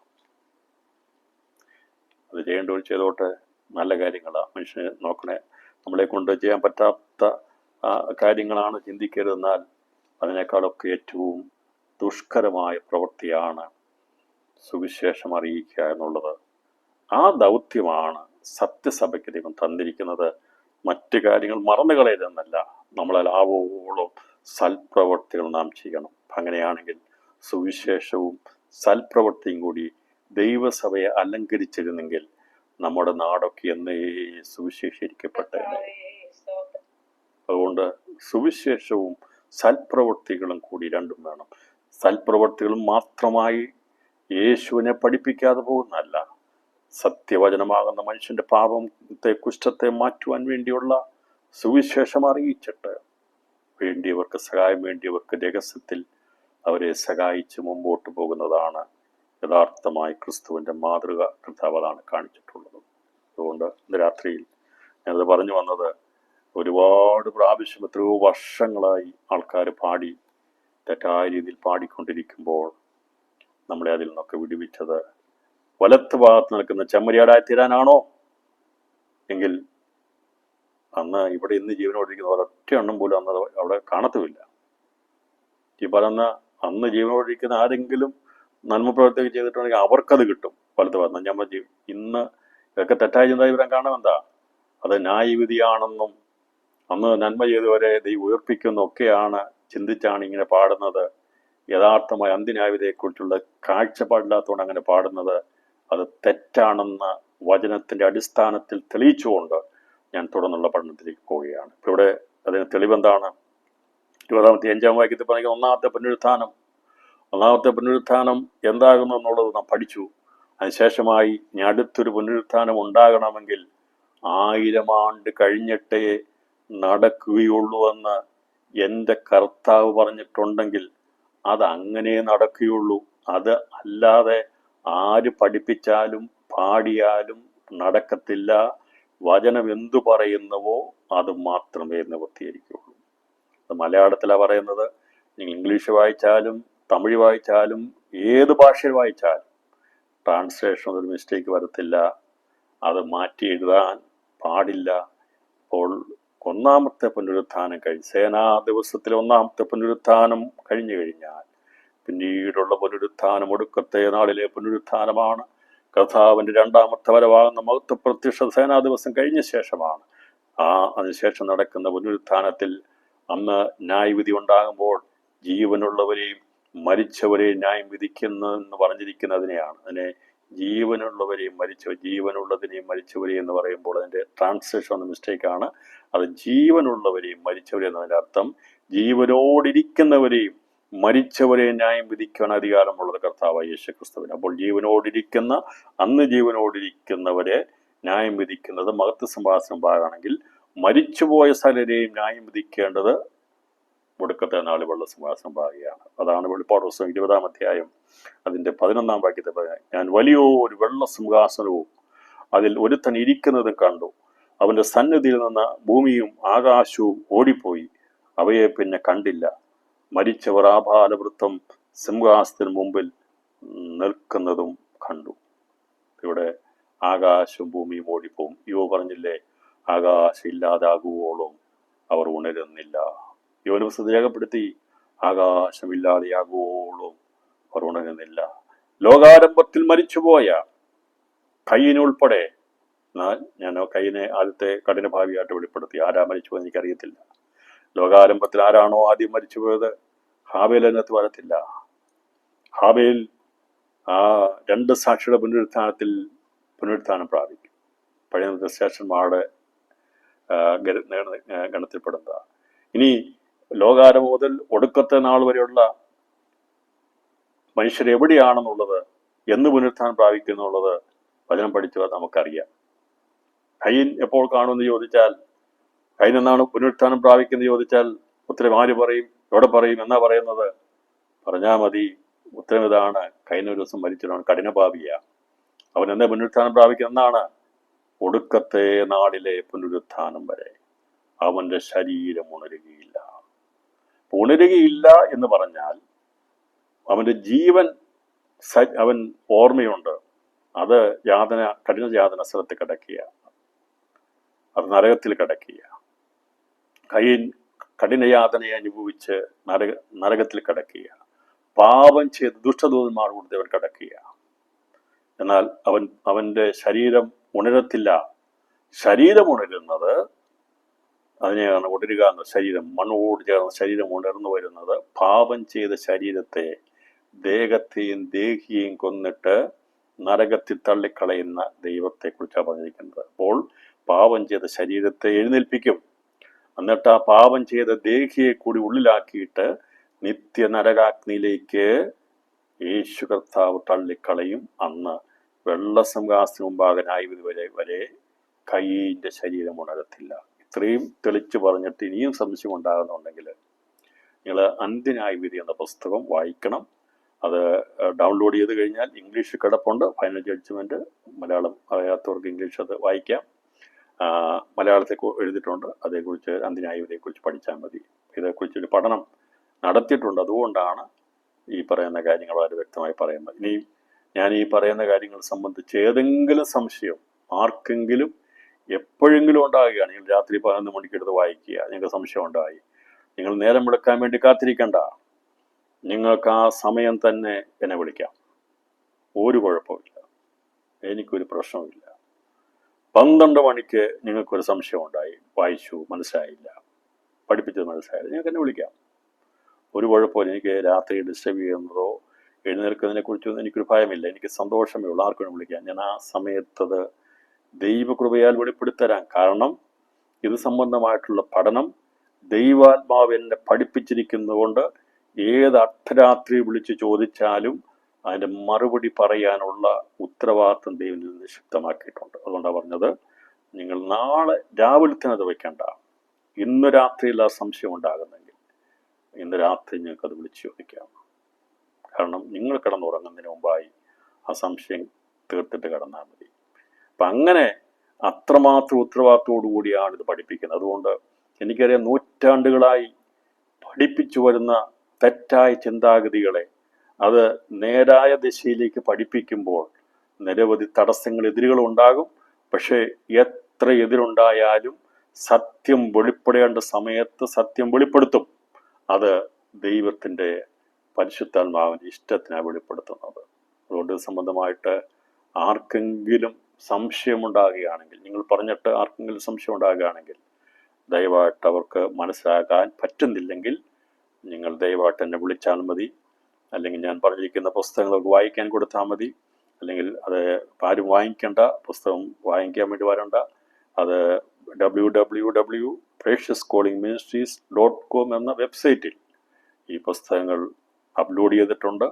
അത് നിങ്ങൾക്ക് ഇംഗ്ലീഷിലോ മലയാളത്തിലോ വായിക്കാം. എന്നിട്ടും മനസ്സിലാകുന്നില്ലെങ്കിൽ ദയവായിട്ട് നിങ്ങൾക്ക് ഏത് രാത്രി തന്നെ വിളിക്കാമെന്നുള്ള സാവകാശമുണ്ടെന്ന് വിശ്വാസമായിട്ട്. പക്ഷേ ന്യായമായിട്ടുള്ള സംശയമായിട്ടേ വിളിക്കാവൂ. വെറുതെ ആവശ്യമില്ലാത്ത സമയം കളയാൻ വേണ്ടി വിളിക്കരുത്. ന്യായമായിട്ടുള്ള സംശയം ഉണ്ടെങ്കിൽ ചോദിക്കാം. ഈ വെറുതെ തർക്കിക്കാൻ വേണ്ടി ഒന്നും വിളിച്ചാലൊന്നും ഞാൻ സമയം കൊടുക്കുന്ന ആളൊന്നുമല്ല. അപ്പം അതൊന്നും പറ്റത്തില്ല, അത് സമ്മതിക്കത്തുമില്ല. സമയമുണ്ടല്ലോ, നേരത്തെ വിളിക്കുന്ന രാത്രി ഡിസ്റ്റർബ് ചെയ്യാന്ന് പറഞ്ഞാൽ അത് നടക്കത്തില്ല. ന്യായമായിട്ടുള്ള സംശയം ഉണ്ടെങ്കിൽ, തർക്കിക്കാനോ വാദിക്കാനോ അല്ലെങ്കിൽ ദയവായിട്ട് അറിയാൻ വേണ്ടിയാണെങ്കിൽ അവർക്ക് അതിനുള്ള സ്വാതന്ത്ര്യമുണ്ടെന്ന് വിശേഷം ഓർപ്പിക്കുന്നു. അപ്പോൾ ഇത്രയും കാര്യം പറഞ്ഞപ്പോൾ കർത്താവിൻ്റെ രണ്ടാമത്തെ വരവുകൾ ആരെങ്കിലും ഉയർത്തെഴുന്നേൽക്കുമോ? എഴുന്നേൽക്കുമോ? ഈ പഠിച്ചവർക്ക് പറയാൻ പറ്റുമോ? ഇല്ല എന്ന് പറയാൻ പറ്റുമോ? അതിന് തെളിവെന്താണ്? തെളിവ് വെളിപ്പാട് 25-ാം വാക്യം. ഒന്നാമത്തെ പുനരുത്ഥാനം കഴിഞ്ഞാൽ പിന്നീട് 1000 ആണ്ട് വാഴ്ച കഴിഞ്ഞിട്ടേ ആകാശവും ഭൂമി ഓടിപ്പോയതിനു ശേഷമേ മരിച്ചവർ പുനരുത്ഥാനം പ്രാപിക്കത്തുള്ളൂ എന്ന് വെളിപ്പാട് 20-ാം അധ്യായം 5-ാം വാക്യത്തിലും വെളിപ്പാട് 11-ാം വാക്യത്തിലും പറഞ്ഞിരിക്കുന്നു. അത് പഴയ നിയമ പ്രവാചകനായിരിക്കുന്ന യോബ് പറഞ്ഞു, ആകാശമില്ലാതെയാകുമ്പോൾ അവർ ഉണരുന്നില്ലെന്ന്. പറഞ്ഞാൽ മരിച്ചുപോയ ദുഷ്ടന്മാരാകട്ടെ നിത്യജീവന് പ്രാപിച്ചവരാകട്ടെ ആരും തന്നെ ഈ പറയുന്ന ഒന്നും അറിയത്തില്ല. ഇവരെ 1000 ആണ്ട് വാഴ്ചയെല്ലാം കഴിഞ്ഞിട്ടേ അറിയത്തുള്ളൂ. എന്നാൽ ലോകത്തിൽ ഇനി നടക്കാൻ പോകുന്ന സകല സംഭവങ്ങൾക്കും ദൃക്സാക്ഷിയാകുവാൻ, അതിന് പങ്കാളിയായി തീരുവാൻ ഭാഗ്യം ലഭിച്ച ഒരു കൂട്ടരുണ്ട്, പദവി ലഭിച്ചൊരു കൂട്ടരുണ്ട്. അത് മറ്റാരുമല്ല, കുഞ്ഞാടിൻ്റെ മണവാട്ടിയാണ്. രാത്രിയിൽ തോഴിമാർക്ക് ആ പദവി ലഭിക്കത്തില്ല, പഴയ ദിവസേഷന്മാർക്ക് ആ പദവി ലഭിക്കത്തില്ല, ഒന്നാമത്തെ പുനരുത്ഥാനത്തിൽ പങ്കാളികളായവർക്ക് പറ്റത്തില്ല. എന്നാൽ കുഞ്ഞാടിന് മണവാട്ടിയായിത്തീരുന്നവർക്ക് മേലാൽ സംഭവിപ്പാനുള്ള സകല കാര്യങ്ങളെക്കുറിച്ചുമുള്ള അത് അവരുടെ ജീവിതത്തിൻ്റെ അനുഭവമാക്കി അത് മാറ്റുവാൻ വേണ്ടി ദൈവം നമ്മളെ കണ്ടെടുത്തിരിക്കുന്നു. അങ്ങനെയെങ്കിൽ ക്രിസ്തു യേശുവിന് വേണ്ടി കഷ്ടം സഹിച്ച് ഇറങ്ങിത്തിരിച്ചത്, സ്വജനത്തെയും പിതൃഭവനത്തെയും ഒക്കെ വിട്ട് ഇറങ്ങിയത് സന്തോഷമല്ലേ? ഇന്ന് രാത്രി പറയാൻ സാധിക്കുമോ? അതെ, അവൻ്റെ വലത്ത് ഭാഗത്ത് അന്തഃപുരത്തിലെ രാജ്ഞി ശോഭ പരിപൂർണയാകുന്നു അല്ലേ? നമ്മളെ കർത്താവ് അവൻ്റെ വലത്ത് ഭാഗത്ത് നിർത്തുവാൻ വേണ്ടി കണ്ടിരിക്കുന്ന ദൈവസ്നേഹത്തിനായ സ്തോത്രം. നിന്റെ സ്ത്രീരക്തങ്ങളുടെ കൂട്ടത്തിൽ രാജകുമാരികളുണ്ട്. നിന്റെ വലത്ത് ഭാഗത്ത് രാജ്ഞി ഓഫീർ തങ്കമണിഞ്ഞു നിൽക്കുന്നു. അല്ലയോ കുമാരി, കേൾക്ക, നോക്കുക, ചെവി ചായ്ക്കുക, സ്വജനത്തെയും നിന്റെ പിതൃഭവനത്തെയും മറക്ക. അപ്പോൾ രാജാവ് നിന്റെ സൗന്ദര്യത്തെ ആഗ്രഹിക്കും. അവൻ നിന്റെ നാഥനല്ലോ, നീ അവനെ നമസ്കരിച്ചു കൊള്ളുക. 45-ാം സങ്കീർത്തനം മനസ്സിലായല്ലോ. വിവാഹത്തെ ദിവസം പാടേണ്ട സങ്കീർത്തനമാ. ഇതൊക്കെ അന്ന് പാടുമ്പോൾ ഒഴുക്കുപോലെ പോകുകയല്ല, അത് നമ്മൾ ധ്യാനിക്കണം. എന്താണ് പറഞ്ഞിരിക്കുന്നത് എന്താണെന്ന് മനസ്സിലാകണം. അപ്പോൾ നമ്മുടെ സ്ത്രീരത്നങ്ങളുടെ കൂട്ടത്തിൽ രാജകുമാരികൾ, സ്ത്രീരത്നങ്ങളുടെ കൂട്ടത്തിൽ രാജകുമാരികളുണ്ട്. നിന്റെ വലത്ത് ഭാഗത്ത് രാജ്ഞി ഓഫീർ തങ്കം അണിഞ്ഞു നിൽക്കുന്നു. ഞാൻ ഈ 45-ാം സങ്കീർത്തനം വിവർത്തനം ചെയ്തിട്ടുണ്ട്. 45-ാം സങ്കീർത്തൻ്റെ ഓർമ്മ ശരിയാണെങ്കിൽ മനുഷ്യൻ മരിച്ചാൽ പിന്നെ എവിടെ മനുഷ്യൻ മരിച്ചാൽ വീണ്ടും ജീവിക്കുമോ എന്നുള്ള പുസ്തകത്തിൽ അത് 45-ാം സങ്കീർത്തനം ട്രാൻസ്ലേഷൻ ചെയ്തിട്ടുണ്ട്, അത് വിവർത്തനം ചെയ്തിട്ടുണ്ട്. ഓക്കെ, അപ്പോൾ ഇത് സംശയം മാറിയെന്ന് ഞാൻ വിശ്വസിച്ചതുകൊണ്ട് നമുക്ക് വേഗത്തിൽ ഒന്നാമത്തെ സംഭവത്തിലേക്ക് പ്രവേശിക്കാം. ഞാൻ 7 സംഭവങ്ങൾ വേഗത്തിൽ പറയാം. ഒന്ന്,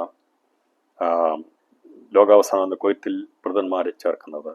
2, ഹർമോദ യുദ്ധത്തിൽ മൃഗത്തെയും കള്ളപ്രവാചനെ പിടിച്ചു കെട്ടി നിത്യനരകത്തിലേക്ക് തള്ളിക്കളയുന്നത്. 3, ഭൂമിയിലെ മുന്തിരിക്കുലയാകുന്ന ഏതോം വംശത്തെ ദൈവം നിർമൂലനം ചെയ്തില്ലാതാക്കി കളയുന്നത്. 4, സാത്താൻ ബന്ധിക്കപ്പെട്ട് അഗാധമാകുന്ന തടവറയിൽ 1000 ആണ്ടേക്ക് അവനെ തള്ളിയിടുന്നത്, ബന്ധിച്ചിടുന്നത്. 5 ഭൂമിയിൽ വെച്ച് നടക്കുന്ന കല്യാണ സദ്യ. 6 മനുഷ്യപുത്രൻ വെളിപ്പെടുന്ന നാളിൽ അന്ന് ദൂതന്മാർ പുറപ്പെട്ട് സകല മനുഷ്യയും മഹത്വസിംഹാസനം കൂട്ടിച്ചേർക്കുന്നത്. 7 മഹത്വസിംഹാസനം മുമ്പിലുള്ള അന്ത്യന്യായവിധി, ജീവനോട് അന്ത്യന്യായവിധിയും സഹസ്രാബ്ദ വാഴ്ചയുടെ ആരംഭവും. ഇത്രയും 7 സംഭവങ്ങളാണ് ഈ പറയുന്ന മനുഷ്യപുത്രൻ വെളിപ്പെടുന്ന നാളിൽ സംഭവിക്കുന്നത്. അതിലെ പ്രാരംഭ സംഭവത്തെക്കുറിച്ച് നമ്മൾ ഇന്ന് രാത്രി ചിന്തിക്കുമ്പോൾ ലോകാവസാനമാകുന്ന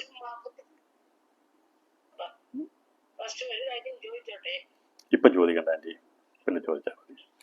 ഓക്കെ. ലോകാവസാനമാകുന്ന കൊയ്ത്തിൽ മനുഷ്യപുത്രൻ തൻ്റെ മൃതന്മാരെ ചേർക്കുന്നത്. സംശയം ഉണ്ടാകാം, സംശയം മാറിപ്പോയി, തുറന്ന് പഠിക്കാതെ മാറിക്കോളും, ചോദിക്കാൻ പറ്റുന്ന സംശയം അതിൻ്റെ അകത്ത് ഇല്ലാതായിക്കോളും. മഹത്വപ്രതിഷ്ഠയിൽ നടക്കുന്ന 7 സംഭവങ്ങളെ കുറിച്ചാണ് നമ്മളിവിടെ പഠിച്ചത്. അതിൽ പ്രാരംഭ സംഭവമാണ് ലോകാവസാനമാകുന്ന കൊയ്ത്തിൽ മനുഷ്യപുത്രൻ തൻ്റെ മൃതന്മാരെ ചേർക്കുന്നത്. അത് രേഖപ്പെടുത്തിയിരിക്കുന്നത് എവിടെയാണെന്നുള്ളത് വെളിപ്പാട് ദിവസം 14-ാം അധ്യായം 14 മുതൽ 16 വരെയുള്ള വാക്യങ്ങളിലാണ്. പിന്നെ ഞാൻ വെളുത്ത ഒരു മേഘവും മേഘത്തിന്മേൽ മനുഷ്യപുത്രൻ സദൃശനായ ഒരുത്തൻ തലയിൽ പൊൻകിരീടവും കയ്യിൽ മൂർച്ചയുള്ള അരിവാളുമായി ഇരിക്കുന്നതും കണ്ടു. മറ്റൊരു ദൂതൻ ദൈവാലയത്തിൽ നിന്ന് പുറപ്പെട്ടു. മേഘത്തിൽ മേൽ ഇരിക്കുന്നതിനോട് കൊയ്ത്തിന് സമയം വന്നതുകൊണ്ട് എൻ്റെ അരിവാൾ അയച്ച് കൊയ്യുക, ഭൂമിയിലെ വിളവ് വിളഞ്ഞുണങ്ങിയിരിക്കുന്നെന്ന് ഉറക്കെ വിളിച്ചു പറഞ്ഞു. മേഘത്തിന്മേൽ ഇരിക്കുന്നവൻ അരിവാൾ ഭൂമിയിലേക്ക് എറിഞ്ഞു, ഭൂമിയിൽ കൊയ്ത്ത് നടന്നു. അപ്പോൾ ഇതേക്കുറിച്ച് യോവേൽ പ്രവചനം 3-ാം അധ്യായം 13-ാം വാക്യത്തിൽ രേഖപ്പെടുത്തിയിട്ടുണ്ട്. 2 സംഭവങ്ങളെയും യോവേൽ പ്രവചനത്തിൽ രേഖപ്പെടുത്തിയിട്ടുണ്ട്. അരിവാളിടുവീൻ, കൊയ്ത്തിന് വിളഞ്ഞിരിക്കുന്നു. വന്ന് ചവിട്ടുവീൻ, ചക്ക നിറഞ്ഞിരിക്കുന്നു. തൊട്ടികൾ കവിഞ്ഞിരിക്കുന്നു, അവരുടെ ദുഷ്ടത വലിയതല്ലോ.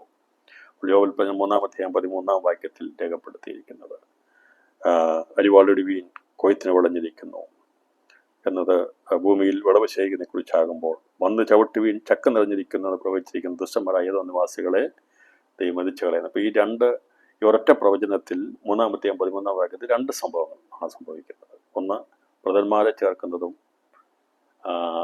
ക്രോധ ദിവസത്തിൽ, അതായത് കർത്താവ് പ്രതിഷ്ഠ ദിവസത്തിൽ ദുഷ്ടന്മാരാകുന്ന ഏതോ നിവാസികളെ ദൈവം മതിച്ചു കളയുന്നതുമാണ്. ഇപ്പോൾ യോവേൽ പ്രവചിച്ച പ്രവചനത്തെ എന്ന് നിവൃത്തിയിരിക്കുന്നു എന്നുള്ളത് ഇവിടെ വെളിപ്പാട് 14-ാം അധ്യായം 14-16 വാക്യം രേഖപ്പെടുത്തിയിട്ടുണ്ട്.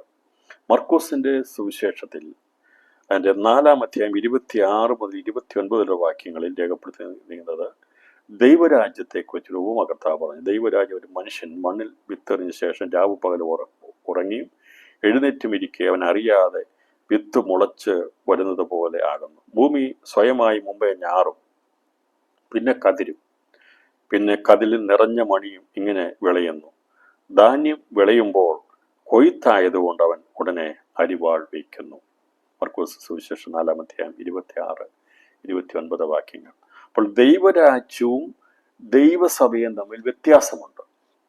ദൈവരാജ്യത്തിലുള്ളതാണ് ദൈവസഭ, ദൈവരാജ്യത്തിലുള്ളതാണ് ദൈവസഭ. എന്നാൽ ദൈവസഭയിൽ ഉള്ളവരെല്ലാവരും ദൈവരാജ്യത്തിലുള്ളവരല്ല. ഞാൻ ഉദാഹരണം പറയാം. ദൈവരാജ്യത്തിലുള്ളതാണ് ദൈവസഭ. നമ്മളും ദൈവരാജ്യത്തിൽ ഉൾപ്പെടുന്നവരാണ്. പഴയ വിശ്വാസികളും എല്ലാം ദൈവരാജ്യത്തിൽ ഉൾപ്പെടുന്നവരാണ്. ദൈവരാജ്യം എന്ന് പറയുമ്പോൾ അബ്രഹാം, ഇസ്ഹാക്ക്, യാക്കോബ് അങ്ങനെയുള്ള എല്ലാ വിശുദ്ധന്മാരും ഉൾപ്പെടുന്നതാണ് ദൈവരാജ്യം. സഭയിൽ ഉൾപ്പെടുന്നു. എന്നാൽ ദൈവസഭയ്ക്കകത്ത് അബ്രഹാമും ഇല്ല, ഇസ്ഹാക്കും ഇല്ല, യാക്കോബും ഇല്ല. അപ്പോൾ പുതിയ നിയമസഭ എന്ന് പറയുമ്പോൾ ദൈവരാജ്യത്തിലുണ്ട്, എന്നാൽ ദൈവരാജ്യത്തിലുള്ളവരെല്ലാവരും ദൈവസഭയ്ക്കകത്തില്ല. ഇതാണ് വ്യത്യാസം. അപ്പൊ ദൈവരാജ്യവും ദൈവസഭയും തമ്മിലുള്ള വ്യത്യാസം എന്നോട് ഞാൻ പറയാം. ദൈവരാജ്യത്തിൽ സകല വിശുദ്ധന്മാരും ഉൾപ്പെടുന്നു. പഴയ നിയമ പുതിയ വിശുദ്ധന്മാരെല്ലാം നിത്യജീവനുള്ള ബന്ധത്തിലൊക്കെ നമ്മൾ ദൈവരാജ്യത്തിൽ ഉള്ളവരാണ്. എന്നാൽ ദൈവസഭയ്ക്കകത്ത്, പുതിയ നിയമസഭയ്ക്കകത്ത് ദൈവരാജ്യത്തിലുള്ള എല്ലാവരും ഇല്ല. ദൈവരാജ്യത്തിൻ്റെ അകത്ത് പഴയ വിശുദ്ധന്മാരുണ്ട്, അബ്രഹാം, ഇസ്ഹാക്ക്, യാക്കോബുണ്ട്.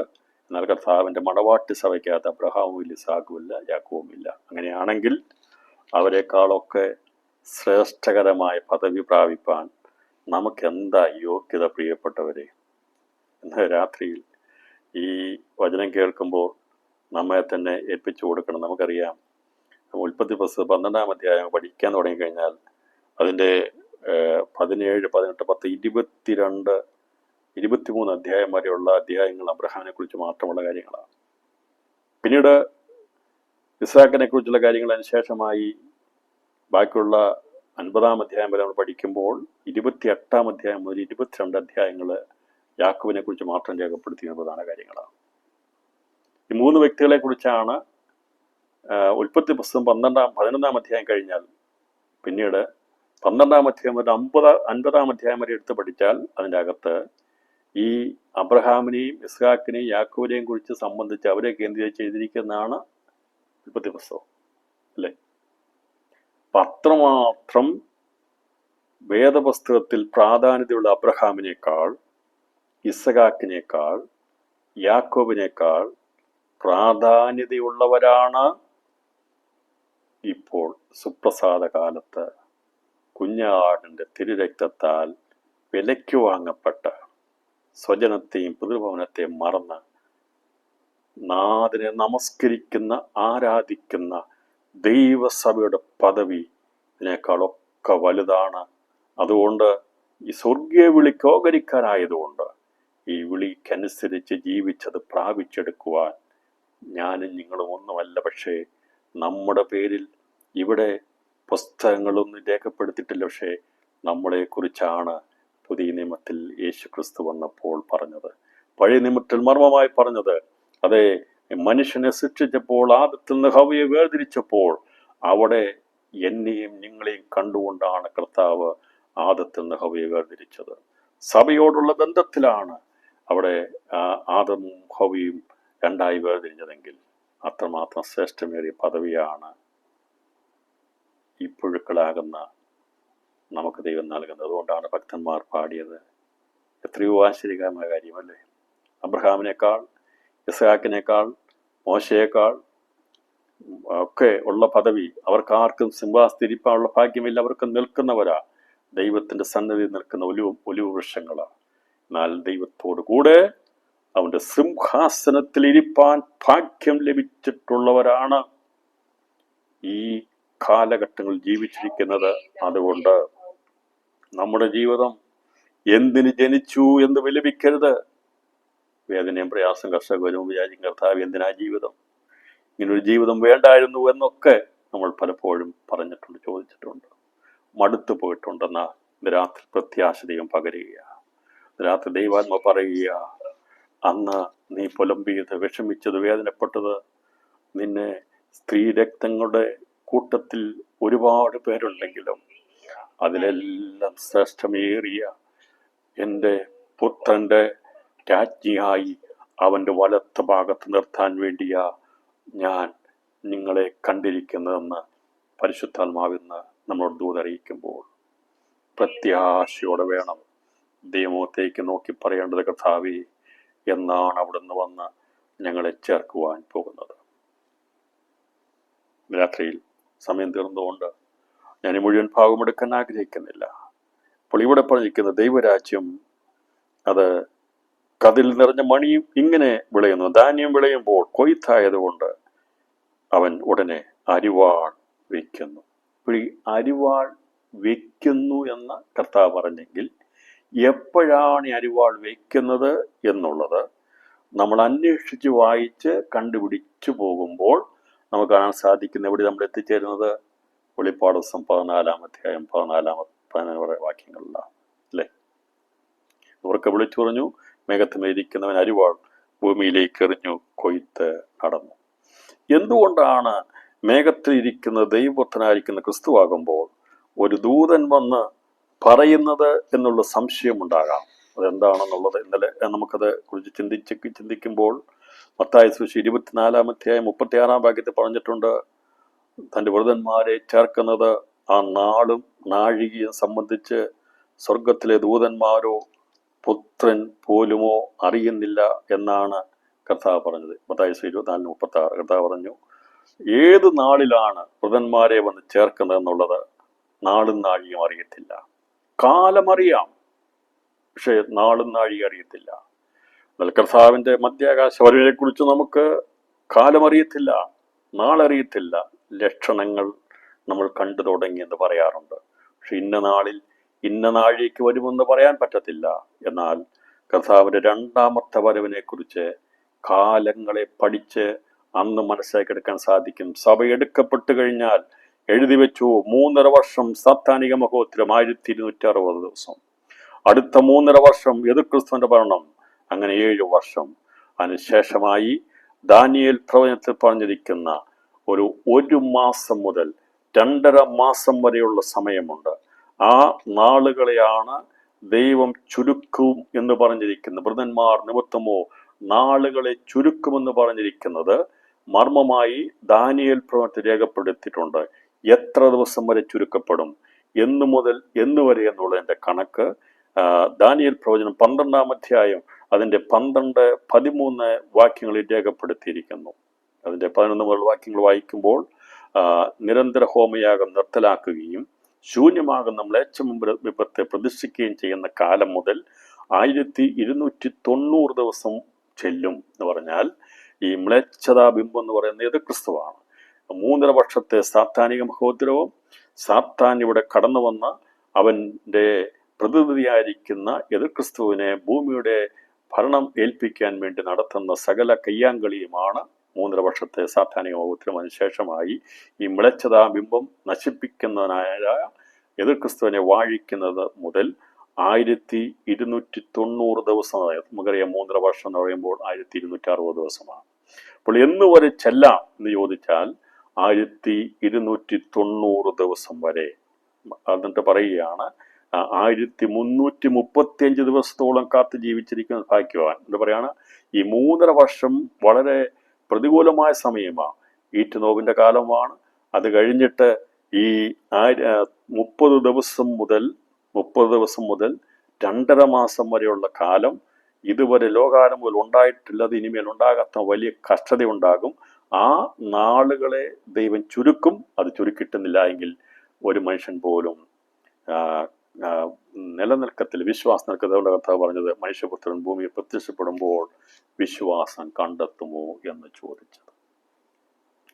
ഇപ്പോഴത് പ്രസംഗിക്കാനുള്ളതല്ല. പ്രസംഗിച്ചോ എനിക്ക് കുഴപ്പമൊന്നുമില്ല, പക്ഷേ എല്ലാത്തിനും അതിൻ്റെതായ സമയമുണ്ട്. നമ്മൾ ചിന്തിച്ചതുപോലെ മെഡിക്കൽ സ്റ്റോറിൽ ചെന്നിട്ട് മനുഷ്യന് കഴിക്കാനുള്ള മരുന്ന് അവിടെ ഇരിക്കുന്ന മുഴുവനും, പക്ഷെ അത് മനുഷ്യന് വേണ്ടിയുള്ളതല്ല. എല്ലാവരും ഏതെങ്കിലും എടുത്ത് കഴിക്കാൻ പറ്റത്തില്ല. ഏതാണോ വേണ്ടിയത്, പ്രിസ്ക്രൈബ് ചെയ്തിട്ടുള്ളത്, അത് മാത്രമേ എടുത്ത് കഴിക്കാവൂ. അപ്പോൾ ഇപ്പോഴത്തെ എന്തെങ്കിലും സംഭവം കണ്ടുകൊണ്ട് ഒരു വചനം എടുത്തങ്ങ് പ്രസംഗിക്കരുത്. അത് ഇതുമായിട്ട് ചേരുന്നതല്ല. മനുഷ്യപുത്രൻ വരുമ്പോൾ വിശ്വാസം കണ്ടെത്തുമോ? പരിശുദ്ധമായി ഇവിടെ പ്രവർത്തിച്ചുകൊണ്ടിരിക്കുക, തികവിലേക്ക് സഭ എത്തിച്ചുകൊണ്ടിരിക്കുക. 100 തികവിലേക്ക് എത്തിക്കുമ്പോൾ ഇവിടെ പ്രസംഗിക്കുക മനുഷ്യപുത്രൻ വരുമ്പോൾ വിശ്വാസം കണ്ടെത്തുമോ? അത് ശരിയാ, മനുഷ്യപുത്രൻ വരുമ്പോൾ വിശ്വാസം എന്നാ കണ്ടത്? 2ാമത്തെ വരവില സമയം ഞാൻ പറഞ്ഞല്ലോ. ദാനിയേൽ പ്രവചിച്ച പ്രവചനം മനസ്സിലായല്ലോ. 1260 എന്നുള്ളത് ഫിക്സഡാണ്. 1290 എന്ന് പറയാണ്. 30 ദിവസം കയറ്റി പറഞ്ഞു. അത് മിനിമമായിട്ടുണ്ടായിരിക്കും. 1290 ദിവസം ഉണ്ടായിരിക്കും. അത് 1335 ദിവസം വരെ പോകാം. കണക്ക് കൂട്ടുമ്പോൾ 1335 മൈനസ് 1260 75 എന്ന് കിട്ടും. 2.5 മാസം. 1290 മൈനസ് 1260 30 ദിവസം, 1 മാസം. അതുകൊണ്ടാണ് പറഞ്ഞത് ദൈവം നാളുകളെ ചുരുക്കുമെന്ന് പറഞ്ഞിരിക്കുന്ന ആ അതിഭയങ്കരമായിരിക്കുന്ന പ്രസവ വേദനയുടെ കാലം 1 മാസം മുതൽ 2.5 മാസം വരെയാണ്. എന്നാൽ 2.5 മാസത്തിൽ 1 ദിവസം പോലും മുമ്പോട്ട് പോകാൻ സമ്മതിക്കത്തില്ല.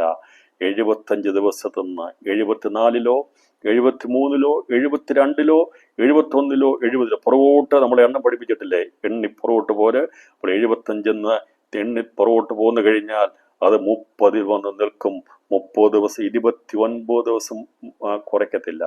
30 ദിവസത്തിനും 75 ദിവസത്തിനും ഇടയിൽ കർത്താവ് വരുന്നതിനാണ് നാളും നാഴികയും അറിയാത്ത കർത്താവിൻ്റെ 2ാമത്തെ വരവ് എന്നത് മനസ്സിലായെന്ന് വിചാരിക്കുന്നു. പ്രസവവേദനയുടെ കാലം മനസ്സിലായെന്ന് വിചാരിക്കുന്നു. ഈറ്റുനോവിൻ്റെ കാലം മനസ്സിലായെന്ന് വിചാരിക്കുന്നു. ഈറ്റുനോവിൻ്റെ ലക്ഷണത്തിൻ്റെ കാലം മനസ്സിലാകണം. അപ്പോൾ എതിർക്രിസ്തുവിൻ്റെ ഭരണത്തിനാണ് ഈറ്റുനോവിൻ്റെ കാലം എന്ന് പറയുന്നത്. സാത്താനിക ഭരണത്തോടുള്ള ബന്ധത്തിൽ ഈറ്റുനോവിൻ്റെ കാലം ആരംഭിക്കുകയാണ്. ഈറ്റുനോവിൻ്റെ കാലം ആരംഭിക്കുന്നു. ഈറ്റുനോവിൻ്റെ കാലം ആരംഭിക്കുന്നു. സാത്താനിക ഭോഗത്തോട് ബന്ധത്തിൽ ഈറ്റുനോവ് ആരംഭിക്കുന്നത് എതിർക്രിസ്തുവിൻ്റെ ഭരണത്തിൽ പ്രസവ വേദനയുടെ കാലമാണ്, അതിവേദനയുടെ കാലം.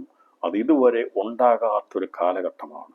അതുണ്ടാകുമ്പോൾ വൃതന്മാർ നിമിത്തമോ 10 എന്നുള്ളത് 5 കുറയാതിരിക്കുവാൻ, അതുകൊണ്ടാണ് 10 ബുദ്ധിയുള്ള കന്യകമാർ 5 പേർ വിളക്കിൽ എണ്ണയെടുത്തു. അത് കർത്താവ് പ്ലാൻ ചെയ്യും. അത് പിതാവാം ദൈവത്തിനറിയാം. 10 പേരിൽ 5 പേര് കൂടി തീർന്നു. ഇനി 6 പോയി കഴിഞ്ഞാൽ 4 പേരെ കാണുകയുള്ളൂ.